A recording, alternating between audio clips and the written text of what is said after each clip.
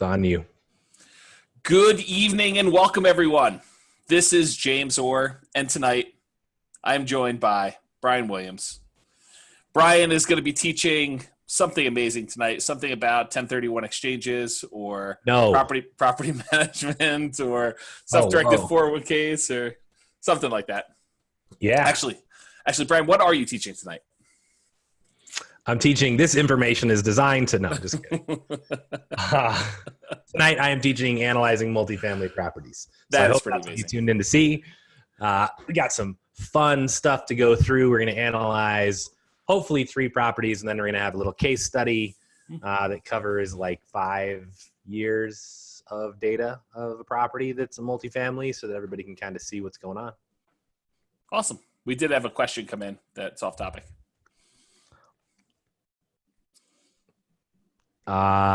Go back and watch all of my COVID updates. It's somewhere in there. And I don't remember off the top of my head what the forbearance rate actually is. You had one for Fort Collins, though? Maybe Colorado. Yeah, I don't have any local data like that.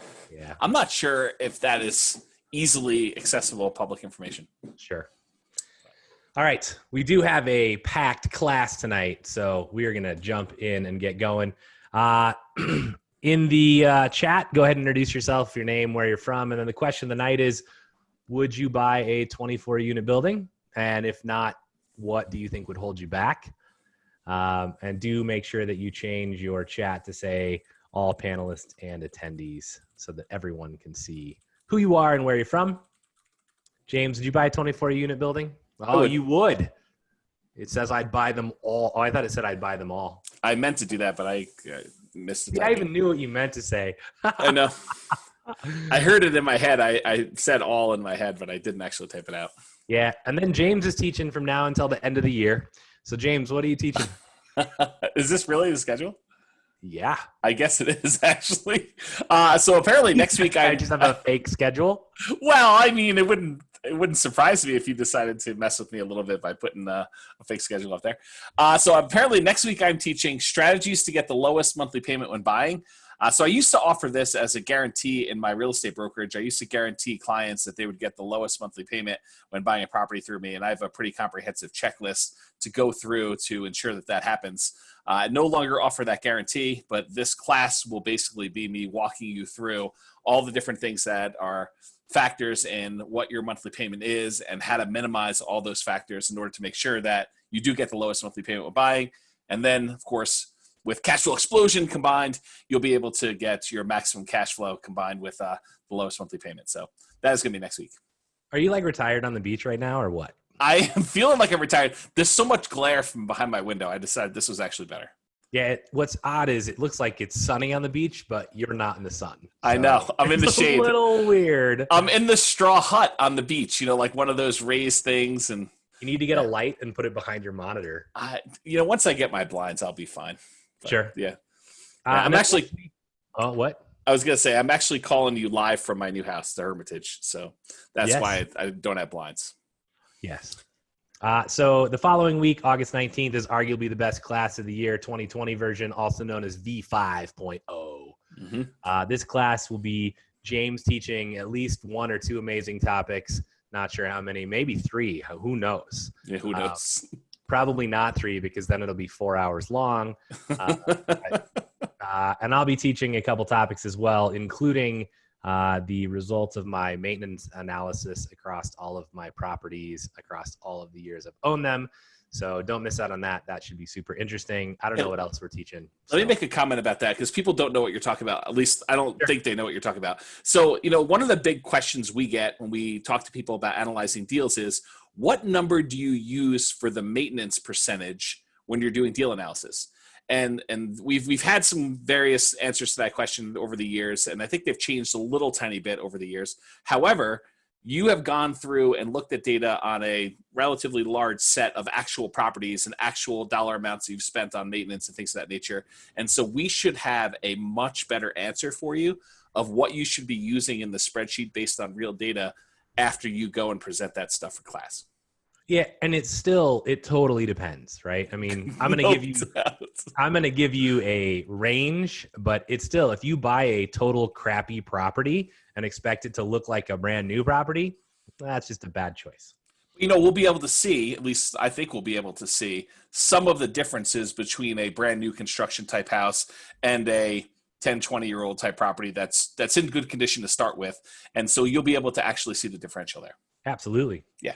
The next week, James is teaching contract to close, which you should have taught 3 weeks ago before you taught the other class that comes after it.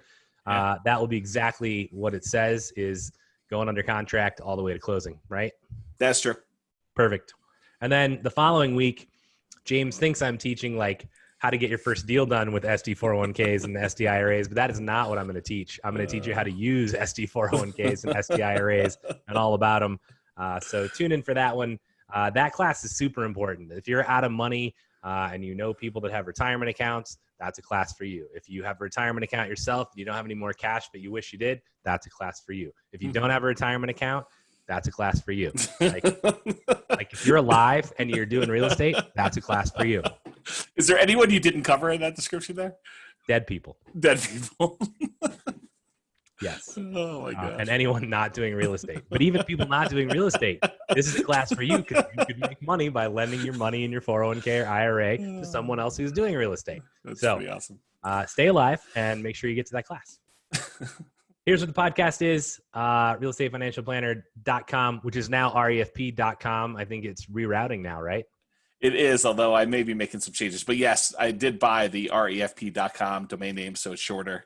Yeah, I typed it in the other day and it went, and I was like, nice. Yeah. So that's what that is. COVID-19 update. This one's going to be fairly quick. 2 slides. Okay. New happenings. Oh, by the way, there is no charts section for James tonight. Oh. Even though he sent me 2 emails in the last 2 days that probably had like 50 charts total in them. It was all stuff we've kind of already covered for the most part. So I decided that tonight's presentation may run a little long anyway. So there's no charts for James. That's my strategy. Send you a single email with 100 charts in it.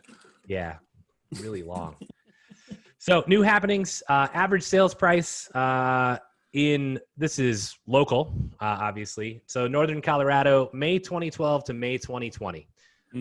Average sales price, $274,000 to $470,000, 71.5% increase. You can see the different lines for Fort Collins, Loveland, and Greeley. Obviously, Greeley taking a really large jump. So James, if you would have been pro Greeley in 2012, you could be retired on the beach right now. I am retired on the beach right now. That's the fakest beach I've ever seen. And the fakest retirement. Blowing in the same exact wind all night, I might lose my mind. It's good that you're only like this big on my screen. The average homeowner has about $177,000 in equity wealth in the U.S. There's all sorts of kind of racial stuff I could put into that, but I'm not going to go there tonight because I don't have time. The average Colorado homeowner gained $9,000 in the last year in home equity wealth. And Smart Asset, which I covered a little bit before, has Boulder 3rd and Fort Collins and Loveland 6th. They're the best housing markets for growth and stability. So if you're like, hey, should I invest somewhere? Yeah, maybe Boulder and Fort Collins and Loveland. Boulder's a lot more expensive, so there's that to take into account. But they had the likelihood that home prices will fall by 5% or more for holding a property over 10 years was 0 in Boulder. And 2% in Fort Collins. So one chance out of 50 in Fort Collins across 10 years, they think prices will fall by 5% or more. And if you can imagine, these are 2 of the top 10. So imagine what the rest of the country looks like. And then low mortgage rates are likely to last due to the Fed's actions. And that's all I'm going to say about that. You can go read all sorts of stuff about that. I have no new data on this slide. This is the property manager delinquency update, and you can look and see what July was, but I have no new update because we're in August 5th. So the grace period literally ends tonight at midnight. So tomorrow I would normally get data because then it's after the grace period and it's kind of a more appropriate show. So next week I will have kind of delayed data as it'll be the latest one. We kind of just hit the days wrong in this month. If I remember correctly, this is the month that you were probably most nervous about so far. Nope. Is that not right? That's next month? I think I'm a little more nervous, especially given July numbers were higher than June. My original kind of prediction was that the extra $600 a week that ended in July, people would have enough to pay their August rent. Okay. And so my real concern is September. Okay. But we shall see. Yep. So that is that. I did not get any updates. So this is all from July 29th. I do know that the property manager is renting stuff and turning units over like crazy. So that is always a good thing, but no new data there. Okay. Any questions on any of that? Look how fast that was. This is 6:11. I have no further questions. So I appreciate you doing that update. Thank you. Perfect. If you guys have questions along the way tonight, feel free to put them in the chat. I am going to try and go a little bit fast. James is going to try and slow me down to make sure I answer all the good questions so that you get all the good information. It's unfortunate that he just lost his arm in the tree. So he's one-armed tonight. We'll see if he can do exactly what he needs to do. So James, don't be shy. I'm sure he won't, but feel free to like slow me down and go, hey, so why do you think that? Just to make sure that I get all the points in because there's a lot of stuff here. Okay. Not even sure why that slide is there. So pros and cons of when we talk about multifamily, we're really talking about 5 or more units. And the real distinction from this really comes from getting loans. So 1 to 4 units, you can kind of go the traditional route. You can get a Fannie Mae loan, Freddie Mac loan on a 4-plex. But if you have a 5-plex and you go to get a Fannie Mae loan, they're going to go, yeah, unless you're getting $1 million or more loan, we don't really do that. So if you're getting 5+ units, that's kind of what we consider for tonight's class multifamily. And I'm kind of not going into the 100+ units or 1,000+ unit buildings tonight because that is also a different ball game. And I'm probably not your guy to actually teach that class. So maybe James is. Maybe James is, although I'm a very small owner in the 100 units. So pros and cons. Hopefully you guys are sitting there going, hey, what are the pros and cons? So what are some pros and cons, James? Since the audience can't verbally answer, what's a pro of a multifamily for you? Name one. I think you have all of your units under one roof or very closely grouped together, so you have a kind of economy of scale with maintenance. I like it. What's one con for you? The financing oftentimes will have balloons. Yep. Pretty sure you were just going to say the loan. Yeah, I think the financing. Pros. Better cash flow. James might argue maybe, maybe not. And again, this is true, right? But there are definitely times where I see better cash flow at purchase and a few years later than I do on my single family homes. Shared maintenance expenses, which James just mentioned. You have one roof, hopefully. I mean, some multifamilies actually have 5 roofs, right? And 5 boilers.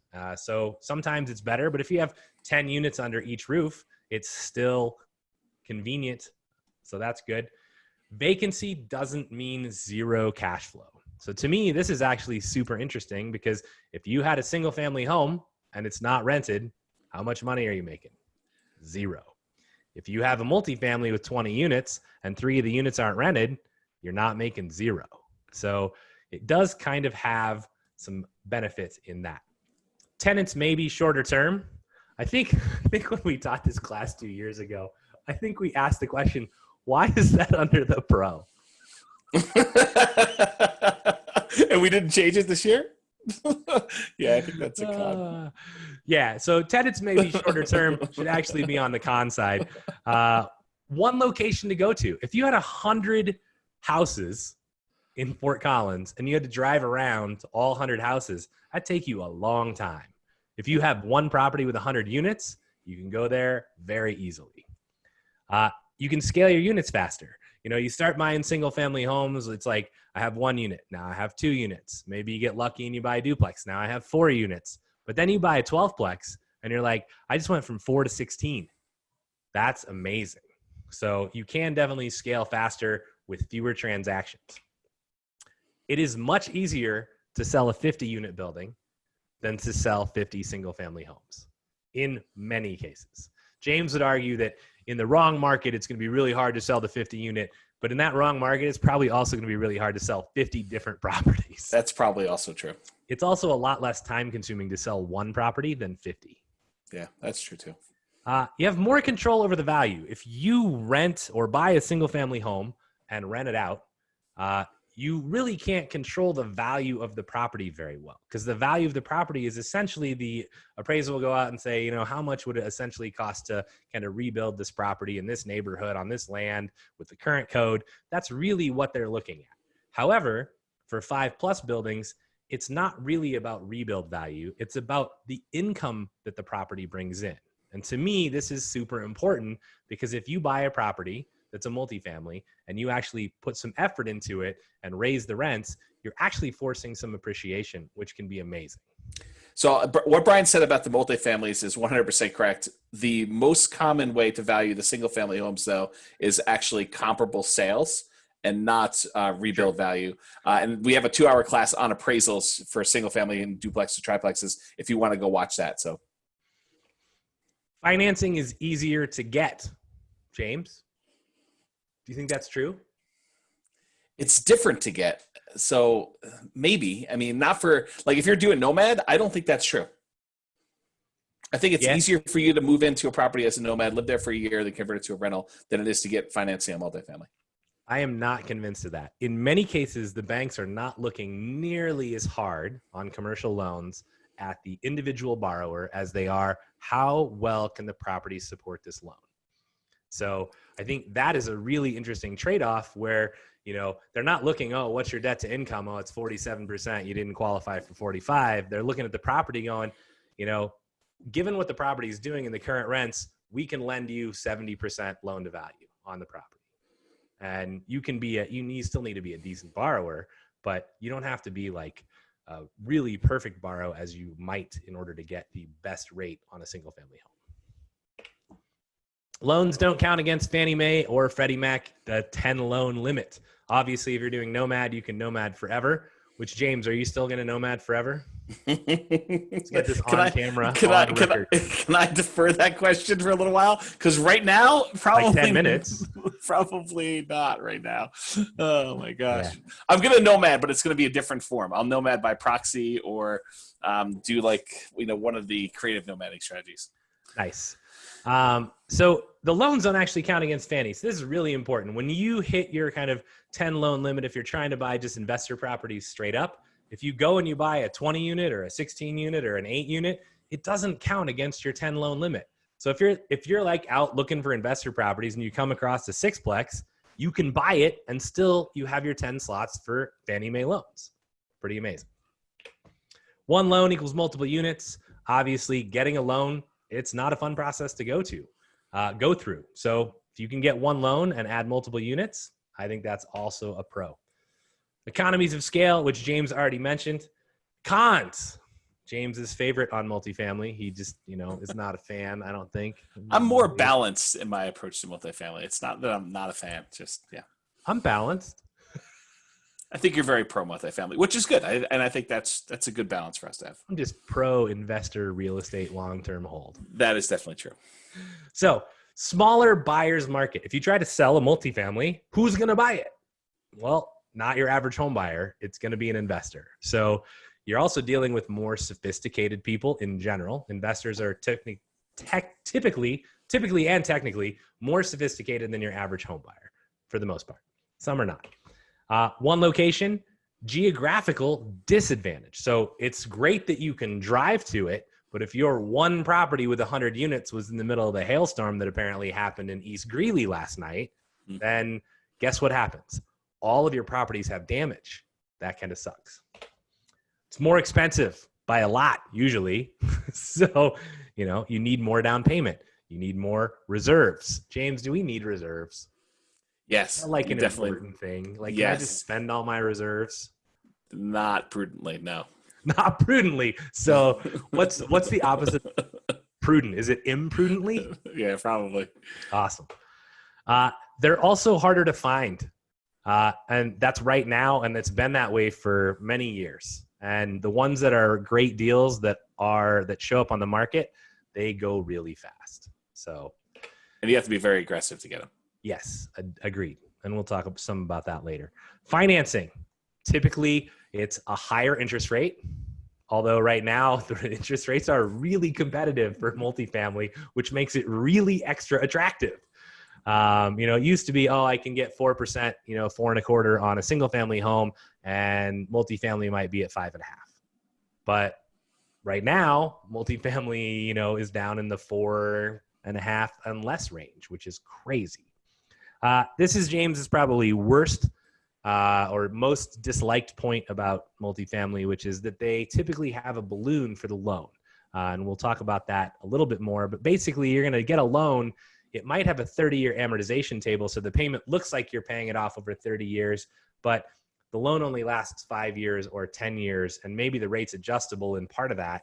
But at the end of that, you owe what's left on the loan, which is like 5 or 10 years later. So if you bought $1 million property and got a big loan, 10 years from now, you haven't really paid like a huge portion of your principal down, and you're going to need to either refinance or pay that off. And I think that is James's dislike, is that if you're in the wrong market at the wrong time and the economy is not doing well and you can't get a loan, what do you do?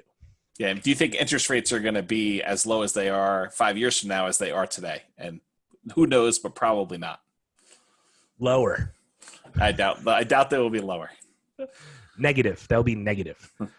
I'm kidding. Yeah. Risk of loss may be higher. So if you have an apartment building where all the units are connected and somebody cooks meth, it's not just going to damage one unit. It's probably going to damage a lot.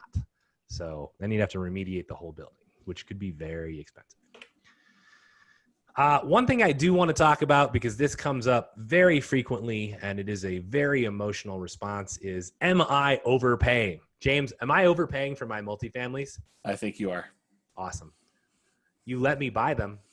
You're my agent. I did tell you, though. You didn't tell me that. So this is a real story, as all of my stories usually are, unless I tell you they're fake.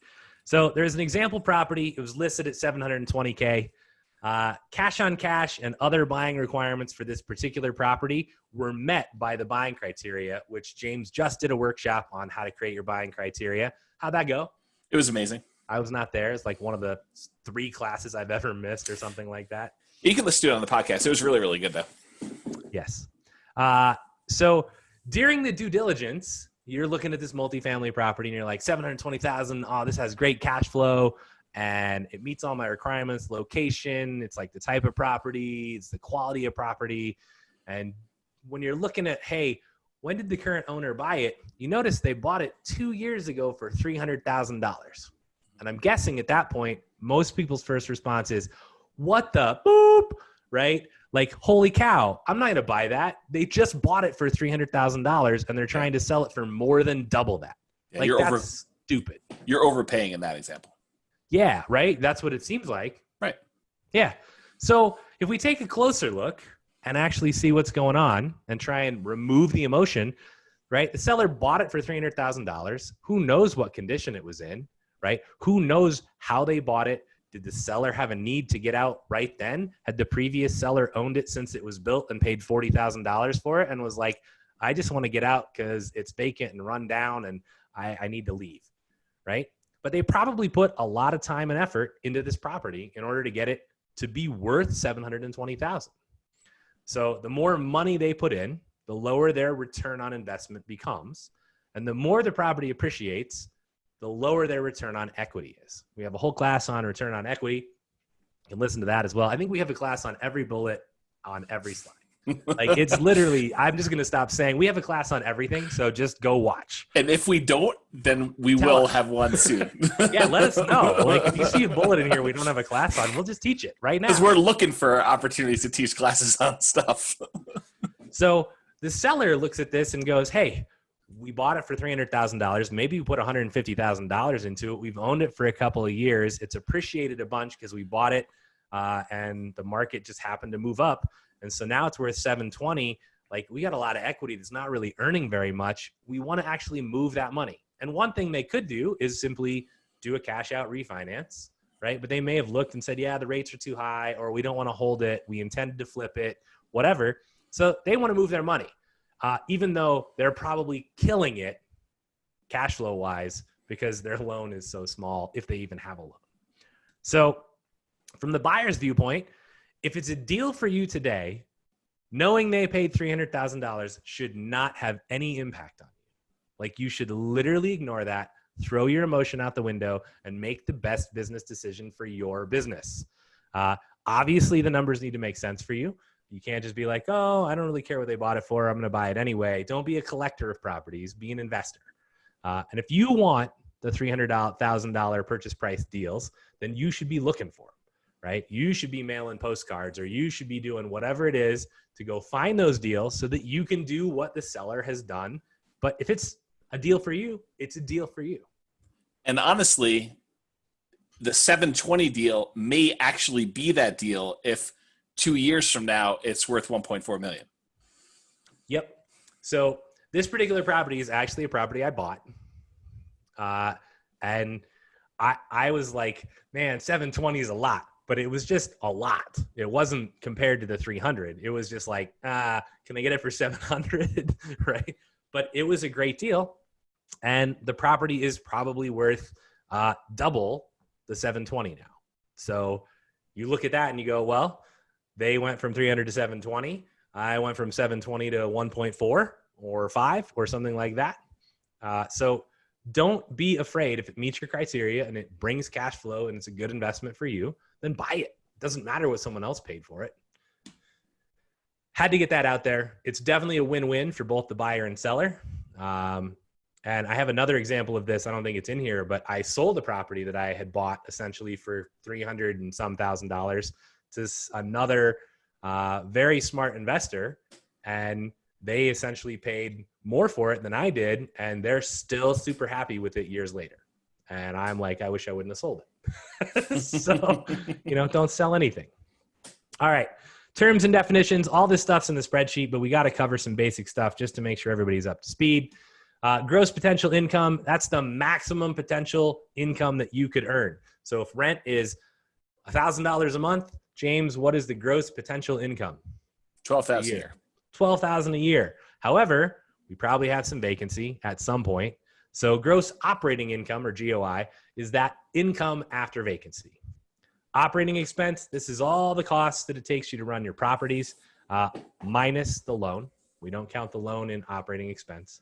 Not counting the loan, not minus the loan. Yes. Don't subtract the loan from it. It is not including the loan. That is right. Operating expense does not include your debt service.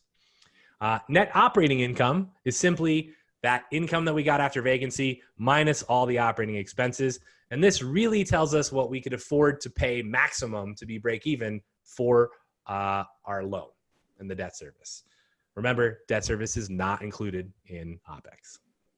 Your profit comes from what's left over when you take NOI and you subtract your debt service.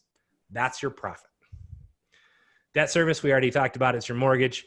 And cash flow is just that, NOI minus your debt service. Cash on cash return is your cash flow, so the dollars you made, the profit, divided by your total investment in the property.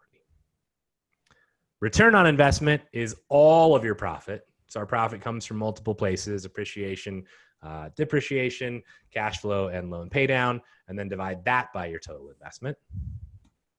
And debt service coverage ratio, which banks really tend to like. This is the NOI divided by the debt service. This basically tells the bank how well or poorly the property is going to be able to perform and pay the loan on its own.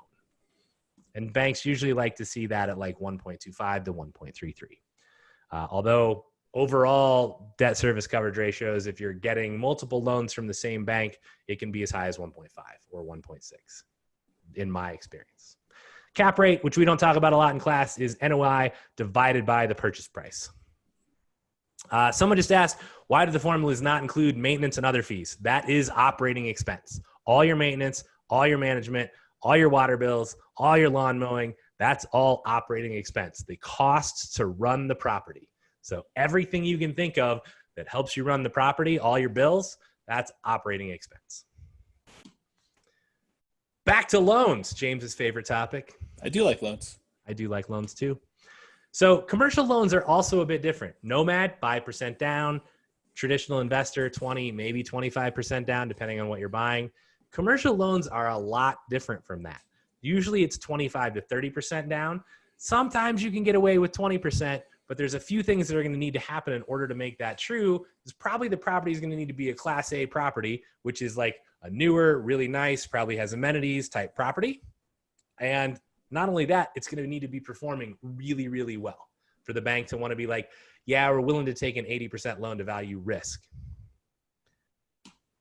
Loans over $1 million. This is where things can definitely get interesting. You can get Fannie Mae financing if your loan size is over $1 million. With the COVID stuff and kind of the slowdown and people working from home, they were only, at least for a while, I haven't checked, they were only processing loans like 3 million and 5 million in size, and they were adding some reserve requirements to it. So you needed to have like 6 months or even up to a year of the loan payments in reserve in the bank. Hey, I'll add one more thing to this, Sure. and that is for single-family homes, duplexes, triplexes, fourplexes, all the conventional type financing.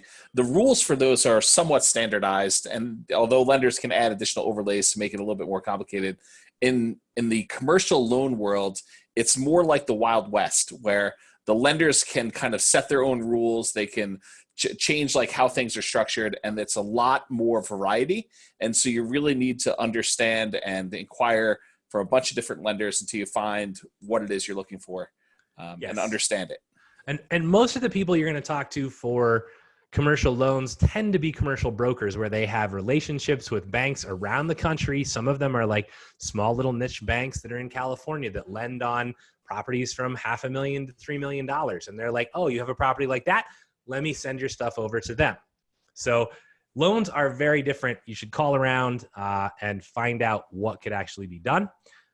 You can actually get 30-year fixed financing through Fannie Mae. However, in order to do it, your property is either going to need to be performing so amazingly well, or you're going to need to probably put about 50 to 55% down. So it's not necessarily a great thing, but getting 10-year, 12-year financing through Fannie is doable. I've done it. It is a really good option. So that is possible. 3 to 10 year fixed. This is typically what you're going to see. Fixed rate for 3 to 10. Sometimes it's adjustable. Rate is typically higher the longer you fix it, because the bank is like, hey, if you want to keep the money 10 years, we'd like to earn a little bit more. If you're only going to keep it 3, then great. Some of these loans also have interest only periods that you can opt into on the front end. I actually think in general, that is not a good idea. It tends to get people in trouble. When the downturn actually happened, from me talking to one of the commercial brokers I know who's been doing it for 18, 19 years, he basically said the people that had interest-only loans and then the market went down and they hadn't paid any of their loan down for 3 years, and then they were trying to get it refinanced, but the market was down, it was much more difficult. So, hey, why'd they have to refinance? Why couldn't they just keep making their monthly payment for 30 years? Because that's what you're going to sidetrack class with. So James, this is James's point. And so what actually happened in this particular case was the guy went to the bank and said, hey, I can't refinance right now. And basically the bank said, great, keep making your payments. They kicked it down the road for a year, and then he refinanced. So things ended up working out, but you never know. Just depends on how the bank's doing and who owns the bank and what they decide to do. And I think that's the challenge, is that there's no pre-agreed upon guarantee that they are going to do that for you. It's really up to their discretion. Yep. Adjustable rate after original fixed period, 20 to 30 year amortization. A lot of the loans that when you say, hey, I'd like to get a commercial loan, I've got an 8-unit building, what does that look like? You will likely get quoted something with a 20 or 25 year amortization. I have to ask for the 30-year amortization every time. And some banks are like, we don't do that. Yeah, and I've heard that more often than probably you have, that they're not doing 30-year AMs. Yes. And so First Bank will do 30-year AMs, but many of the others are like, yeah, we only go to 25. So that's what they're looking at. Which definitely impacts your cash flow. It hurts your cash flow to have a shorter amortization schedule, because it means your monthly payment is going to be a lot higher. Yep.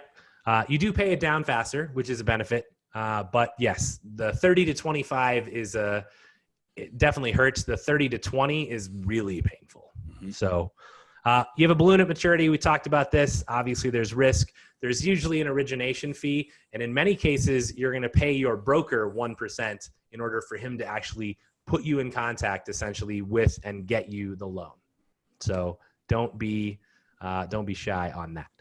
Prepayment penalty on most of these loans. I don't think I've seen one without a prepayment penalty. There are typically two types of prepayment penalties, and you need to understand how it works before you get a loan.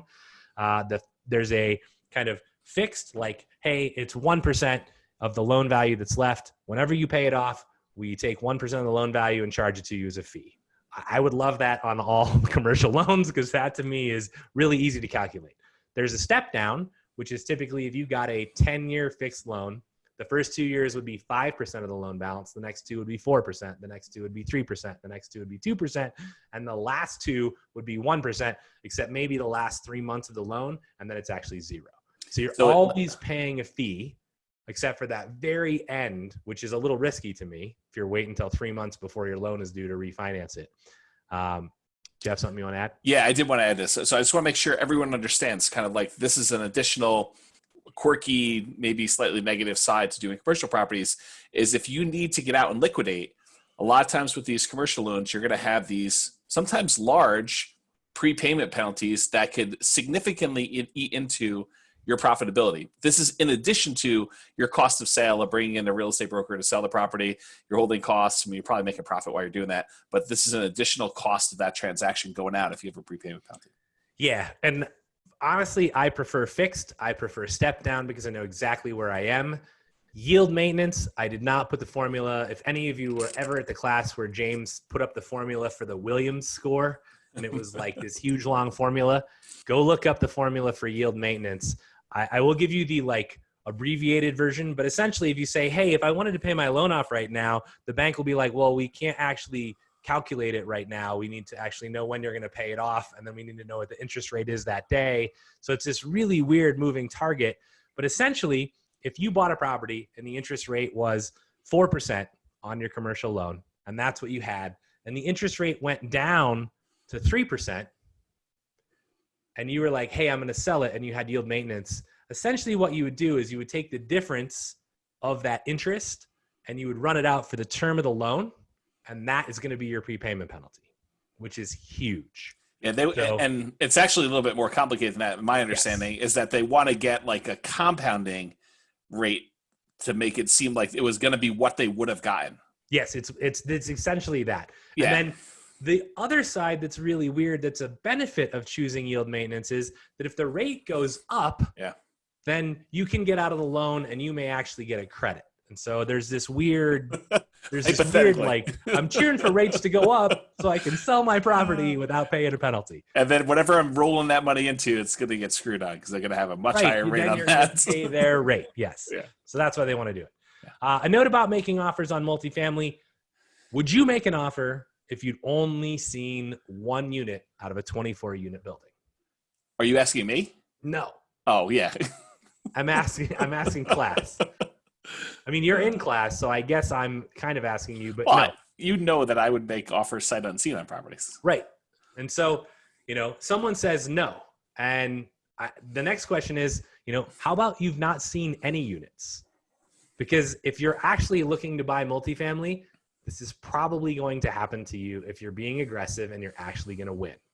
If you're not willing to do this, it becomes very difficult in the multifamily world. This doesn't mean you have to buy the property just because you've seen no units. It means I'm going to get the thing locked down under contract for me. And then in the contract, I'm going to have the right to go and actually inspect the units. So people are saying no. Yeah. Somebody says my representative will have seen them. And this is like no one sees it. Like you make the offer sight unseen.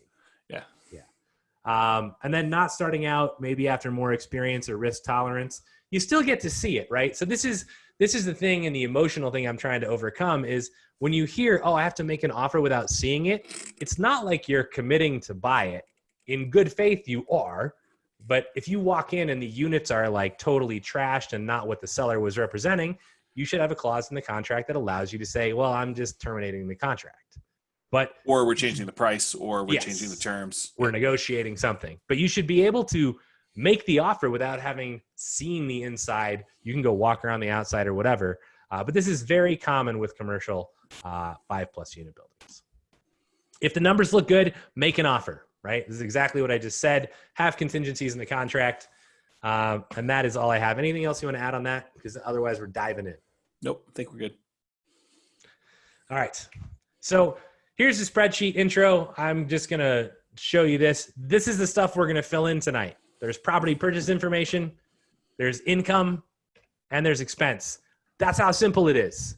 You just got to know which numbers to plug into the right cells. And then you too can be a professional at analyzing multifamily properties. So Brian, this is how easy it is. You just take all the money you have, you invest in down payments, you own rental property, and you make $1 gazillion. That's how easy it is. That's right.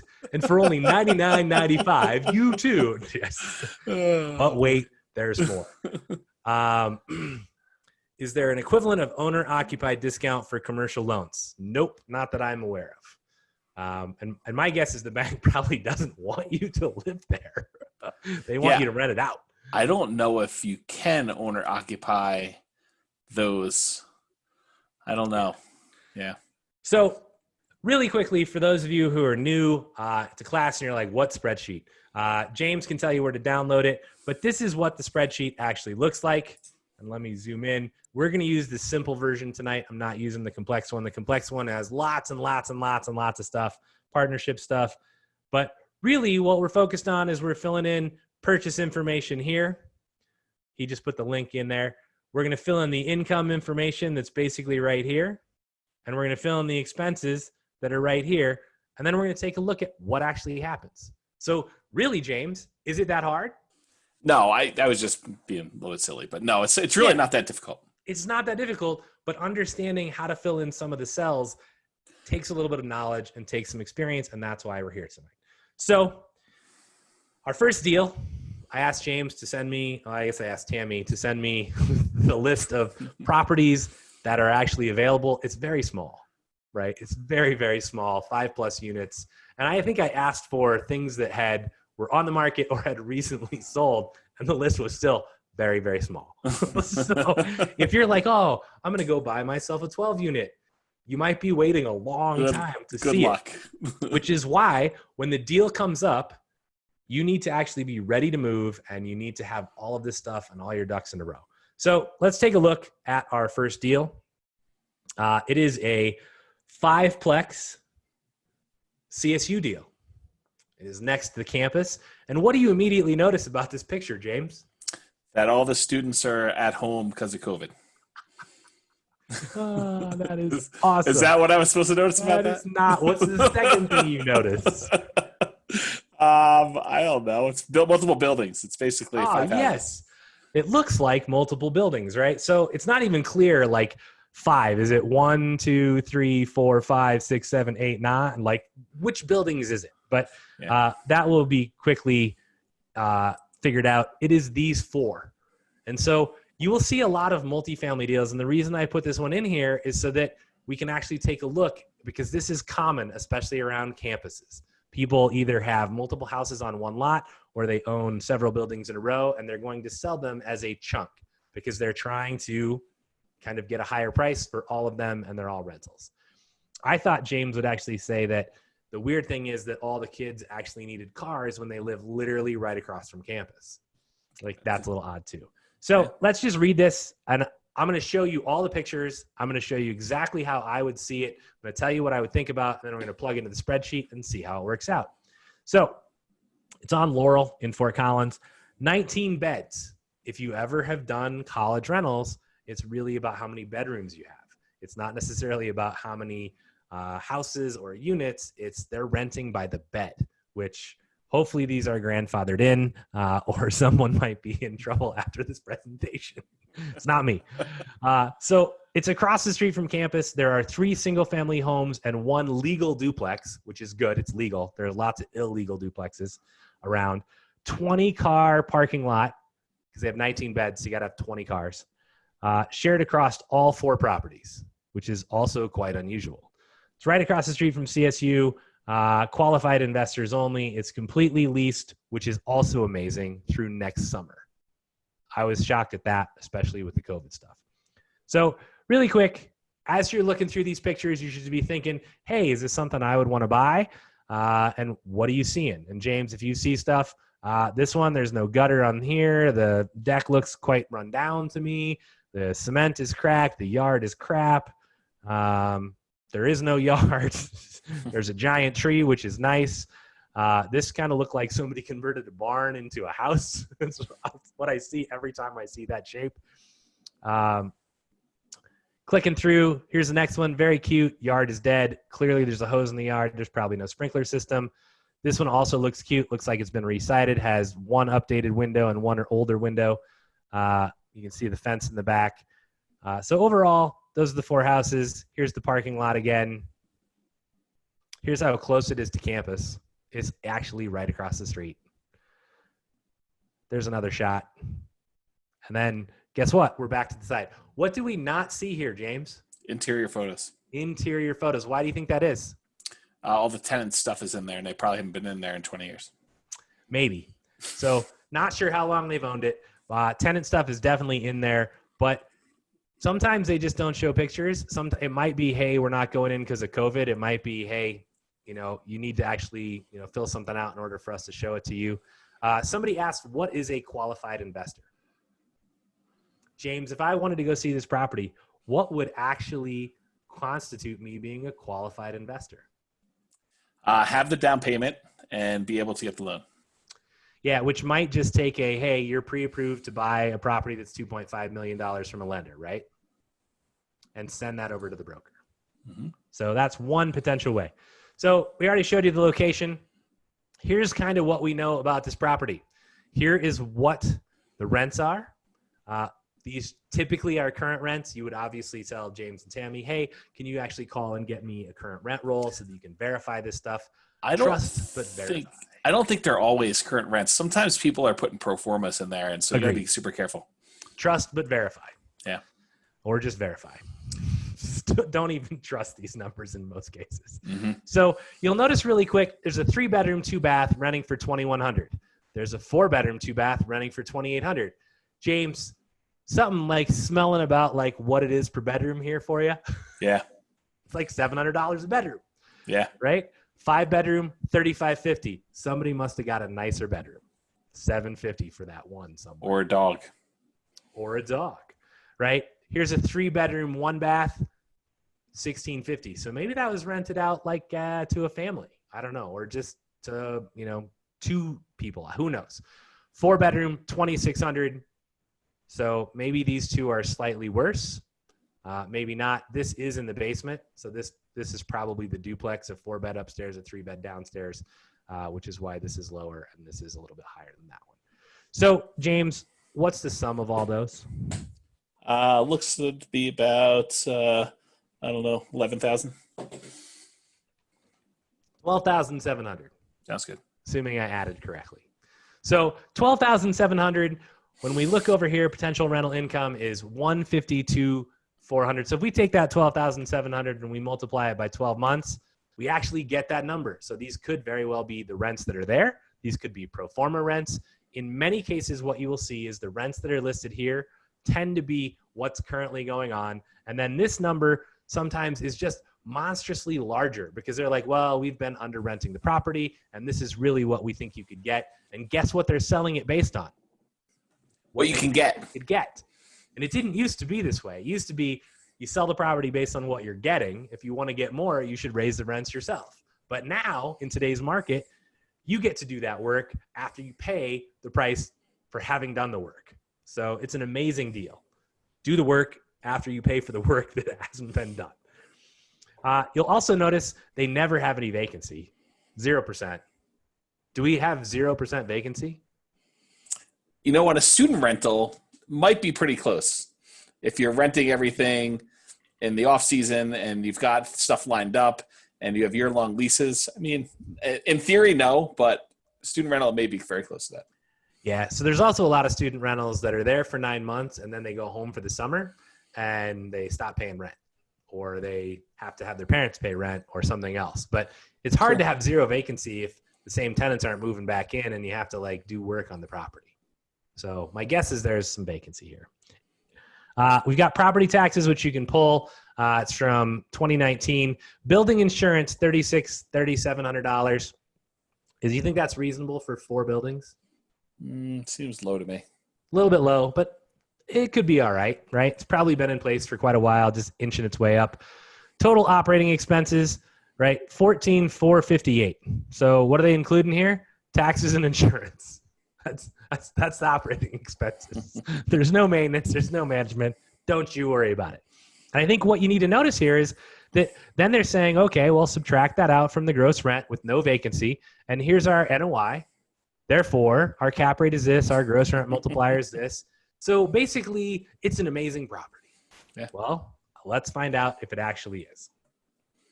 So we're going to click over here. This is our FOCO CSU 5-plex. So I call James and I say, hey, I think this looks pretty good. I didn't really do this, but this is what would happen. I think it looks pretty good.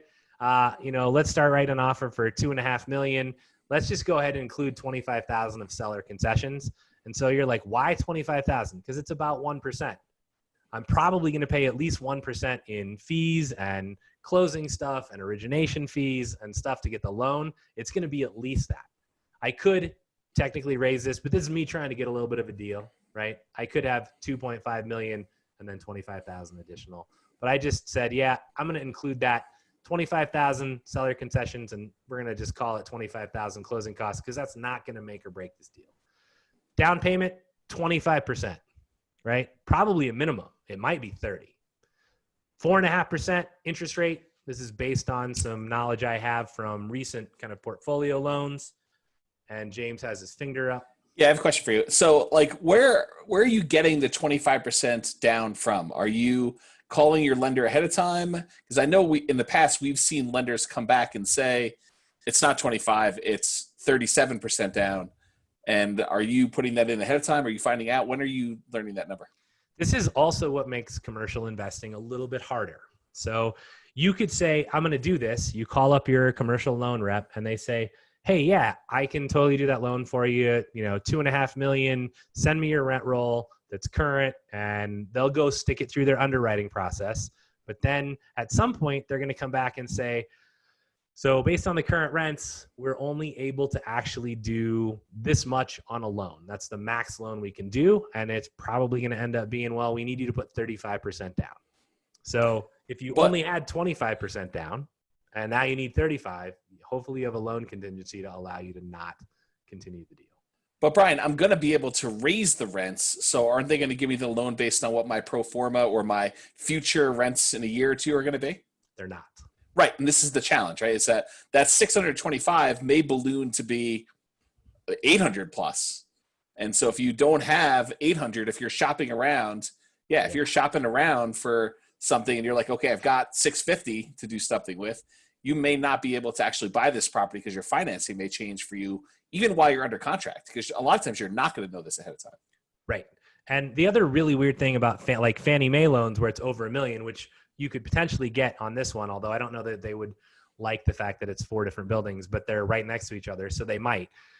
In this case, you can't lock your rate. So if you call them up and they're like, it's 4.125 today, you can't lock.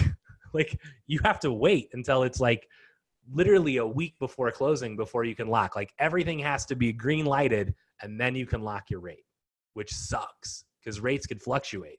And at that point, you're like, well, I'm a week from closing. I need to lock today or tomorrow. So pick a day. And if the rates are up half a point, then they're up half a point.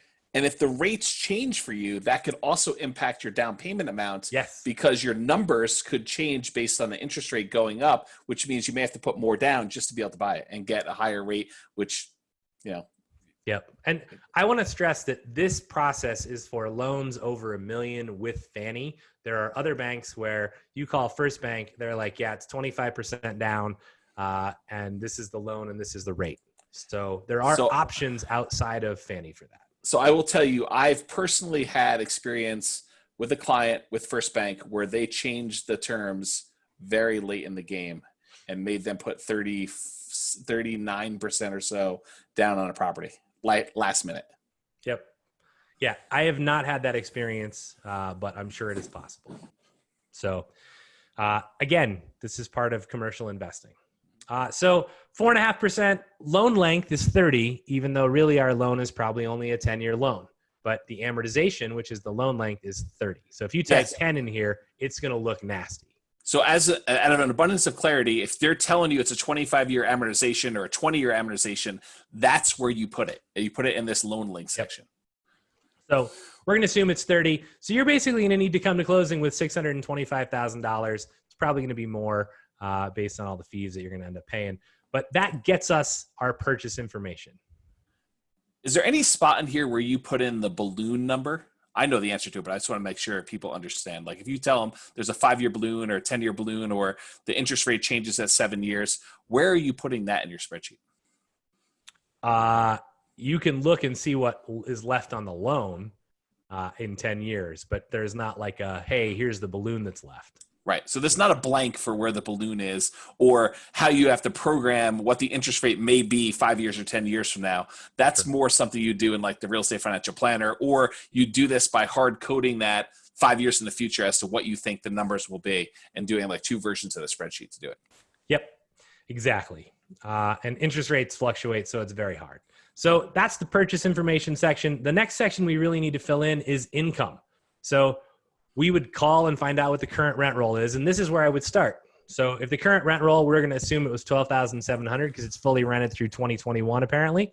So monthly rent, $12,700. The next question I'm going to have is there like on-site laundry? In this case, my guess is they have washers and dryers in the units. So there's probably not a coin-op, laundry, or anything else that's bringing in extra income, such as storage units or garages or things like that. That is what this monthly other income would be for. So in this case, for this property, we're going to leave that blank. We assume we're going to have about 3% vacancy. It's college rental, assuming COVID doesn't continue forever. Hopefully the vacancy will stick around, 3 to 5%. You could call someone who knows college rentals really well, which is not me, and find out, hey, what is your typical number run? Then property taxes. So if you remember, we're going to pull straight from here, $10,850 for property taxes, and they had building insurance at about $3,700. So that is a little low. I think building insurance is probably closer to about $5,000, which I kind of looked at as it's 4 houses, one's a duplex, so that one's going to be more. But it could be closer to $4,500. You can call an insurance person and just get a rough quote, or you can go, well, hey, I have a house of about that size. This is about what I pay for it. But then the age of this home may actually play a huge factor into how much you're paying, which is why I actually amped this up to $5,000. So we've put the current property taxes in. Chances are high that when you buy it for $2.5 million, whatever it was before, the property taxes are probably going to go up a little. But given the work that the appraiser and I can't think of what the guy's name is that does the appraisers or does the assessor. There we go. That's the word I'm looking for.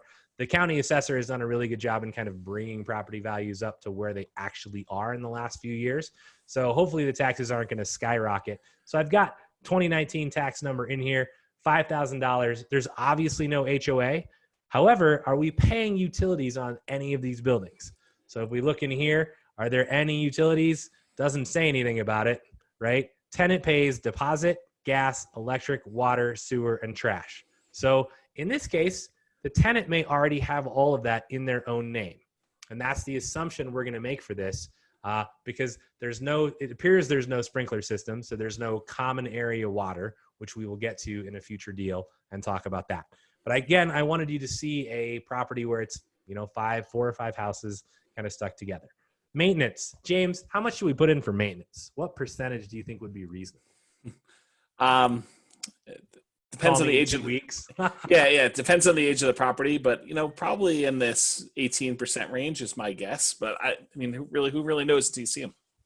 Yeah, and I'm not a college rental person, but I actually think it should be probably more. These houses are probably older. I didn't look at the year built.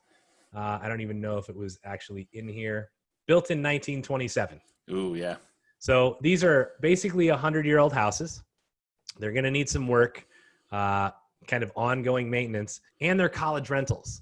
I'm going to just say that most college kids are probably harder on a rental than other people in general. But, I'm sure there are some times that doesn't hold true. So for me, I'm probably putting like 20% in, maybe even a little bit higher, because these are older properties. Management, 10%, kind of a normal number. Management leasing fee, this 20% represents, hey, we're going to take 20% of 1 month's rent essentially every year for us to release these properties. Another thing you need to know is that a lot of college rentals are probably turning over every year, right? Or at least some roommates are changing, right? That stuff is constantly happening. So this is what we've entered for our expenses. So now we can kind of go down and look, is this a good deal? James, do you want to buy this property? I do not. How come? I'm just not a fan of student rentals in general. I think there's a lot of work, a lot of wear on the property.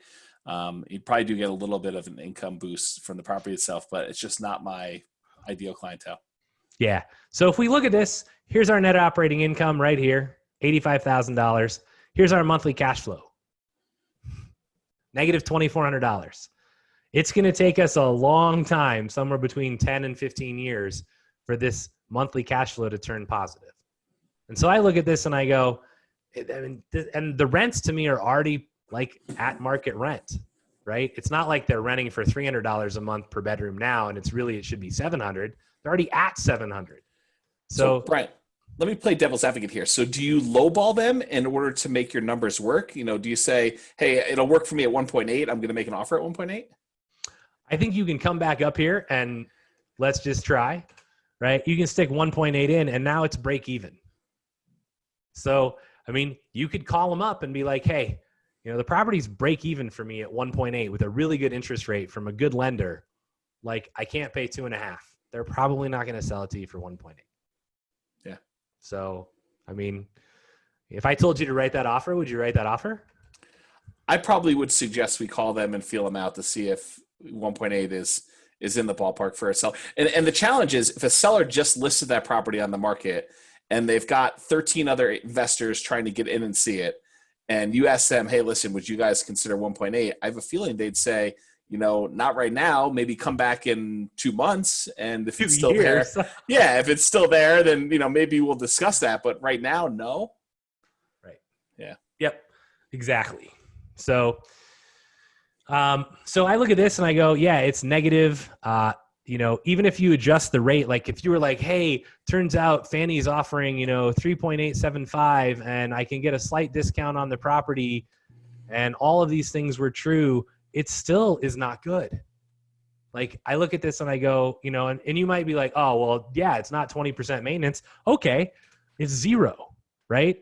Now we've got there, right? But it's definitely maintenance. So you may be like, well, let's see their actual maintenance numbers, and they're not taking the best care as an example. If that's the case, I don't really know. I'm not saying specifically about this property.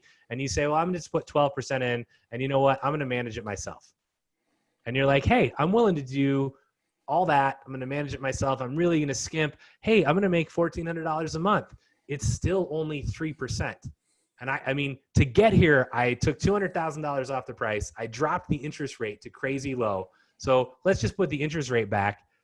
Are you going to do all this work to manage, 19 bedrooms, college turning over every year to make $780 a month? Like, you're not making very much. So to me, this is a very easy thing. You plug these numbers in, you look at this and you go, wow, did I make a mistake somewhere? And if not, it's an easy pass.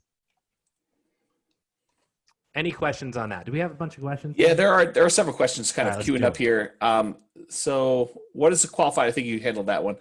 Big property next to stable college campus. Would you factor in redevelopment potential to your analysis? Why or why not? I wouldn't, because I don't do redevelopment. If that's my strategy and that's something that I do, then I totally would think of that as a potential acquisition plan. But since I don't like redevelopment, it's not my thing that I want to spend my time doing, I would not include it in my analysis and do it. What do you think about that, Brian? Yeah, it's the same for me. I mean, if you're like, hey, I'm going to buy these and I'm going to scrape them at some point and I'm going to build it turns out I can build like a small apartment complex right here that's then going to be worth, $7 million. And that's your gig. Great. It's not my gig. Yeah, right? And I'm going to even step back for a second and say there are certain investors that they go and they look at each deal and they try to evaluate the 37 or 39 possibly different things they could do with this. And they may not have ever done 34 of them, or an expert at 29 of them, but they're still going to consider those, and they would actually try to buy that property and make it work with that thing. That's not my strategy. I try to stick to what I know and I get really good at, because then I can really become an expert and super knowledgeable and have high confidence that I'm going to be successful with those and not have as much variance in my outcome. And so for me, I'm just looking for 6-inch bars to step over instead of trying to look for 6-foot bars that I have to jump over and make everything work out, and something I've never ever done before. So that's how I look at it. Yeah, I totally agree. And I may miss an opportunity for that, but I'm okay with that, because I don't want to buy this property and lose $2,500 a month for the next 4 years or 5 years while the redevelopment opportunity takes place. And then I have to jump and do all the hurdles and all the work. That's just not my gig. Yeah. There are people that do this and make great money, but it's also more risky to me. So this for me, right? I'll tell you where this was a pass for me. So here's the first picture. This is where it was a pass for me. I'm immediately like, it's by college. It's multiple buildings. They're renting by the bed. I'm done. That's literally how I did it. So if you're curious about my take, that was my take. I don't need to plug the numbers in, because I know that it's like 12,000, 13,000 on $2.5 million. It's not going to be good enough. It's a college rental. The maintenance is higher. The buildings are older. Like, you just start seeing those things. So next question. So James, which property type is your ideal clientele since you don't like student rentals? Yeah, I just don't like student rentals. I like renting to people that will probably be in the properties longer, renting single family homes that are 3 or 4 bedrooms with 2 or 3 bathrooms. That's sort of my sweet spot, bread and butter. So that's what I tend to like. It's not that I would automatically exclude those, but right now with COVID going on and a lot of online classes, I don't think I'm looking at student rentals at all. Right. So that's no doubt. There's this huge risk factor now. Yeah. Unless it's like an amazing deal and I can afford to get it at a sweet discount where it's exceptional, but that's not what we're seeing. Josh says, what is the real cap rate? I'm not sure what he means by real, because he has it in quotes. Well, on here, I think what he's asking is on here, they have the cap rate at 5.51%. Okay. And so, I'm sure you've already calculated it, right? If we just slide back up to our basic terms, right? Cap rate, NOI divided by the purchase price. So do that. You're going to get about 3.4% if you actually use that. Don't you have cap rate under your deal? It is not in the simple one because we do not use it. Oh, that's right. Yeah. So if you take the NOI, 85,000 divided by 2.5 million, you're going to get 3.4%. I had already done the math, but I was just showing him exactly where to find it. Is owner financing an option for commercial real estate? Sure. If somebody wants to sell you the property and owner finance it to you, it's probably going to be more difficult because their loan may be up, and that may be the reason they're selling. Yeah. So we do see, like, for a free and clear property, we do see owner financing. We tend to see more creative financing, owner financing type things during more non-seller markets, and we're in an extremely strong sellers market right now, where sellers can get offers on their properties and sell them for cash and cash out and do whatever they want and go take that money and buy stuff at really low interest rates. So sometimes we will see those, but they tend to be more during markets where the buyers have lots of selection and the sellers having a hard time selling, and so there needs to be a reason to do that. Not that it doesn't happen. In fact, I saw a seller financing deal, I don't know, 2 or 3 weeks ago, but they're not very common. Not very common at all.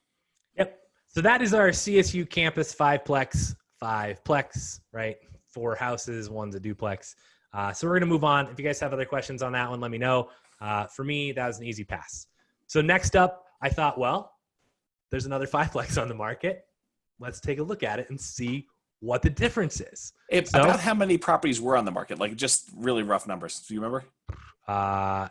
It's like 6. Like 6 available for sale. And then, like, how many had sold, like, throughout all 2020? Like 4?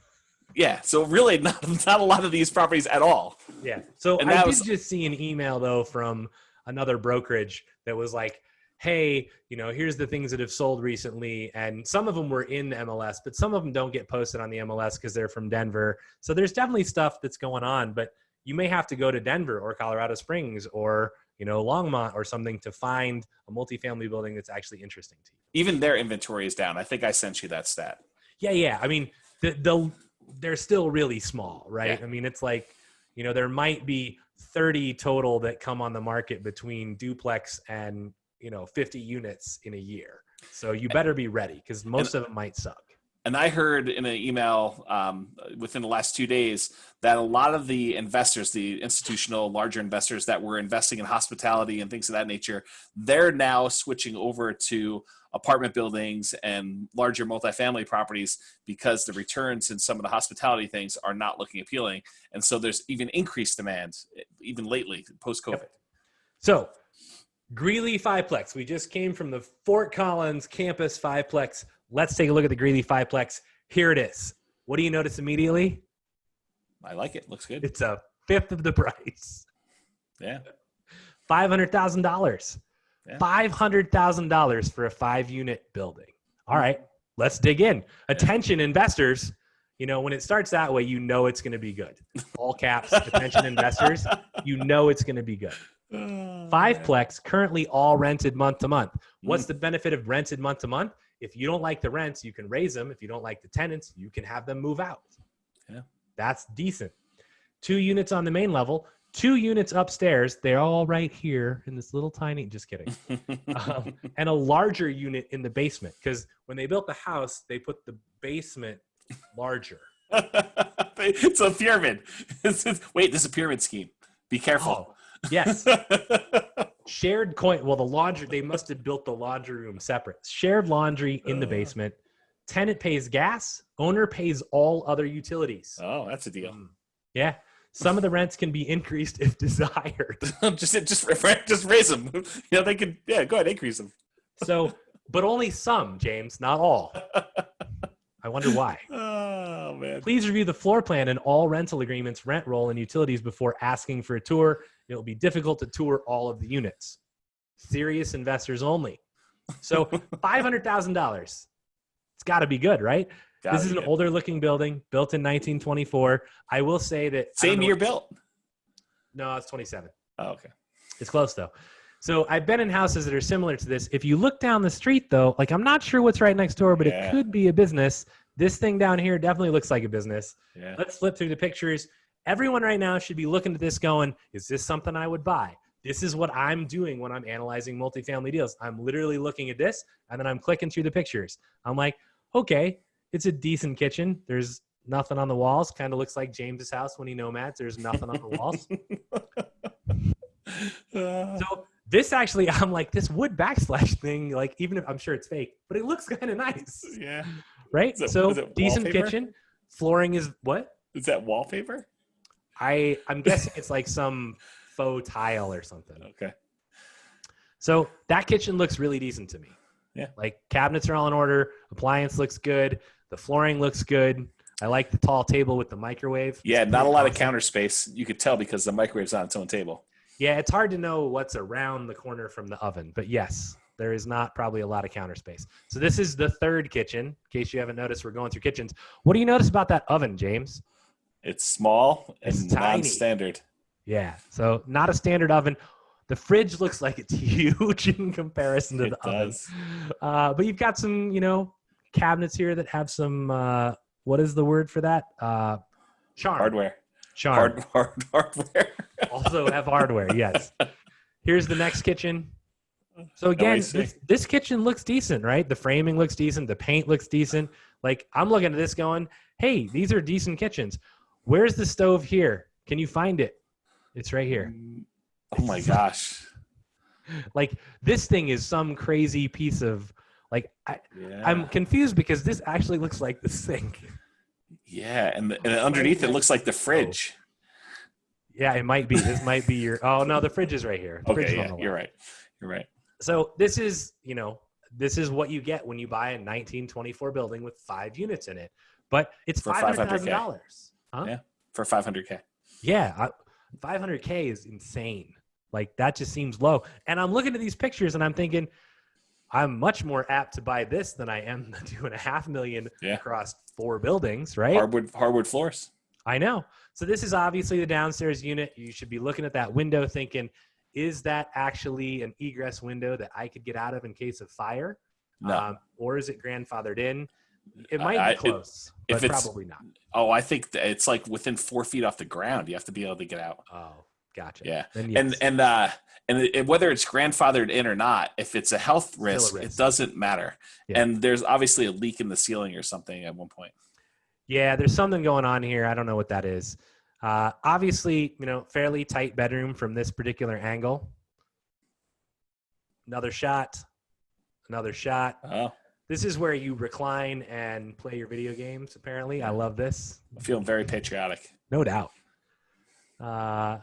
And then this is where we shoot lasers. What is that? I think it's just a projector. Okay.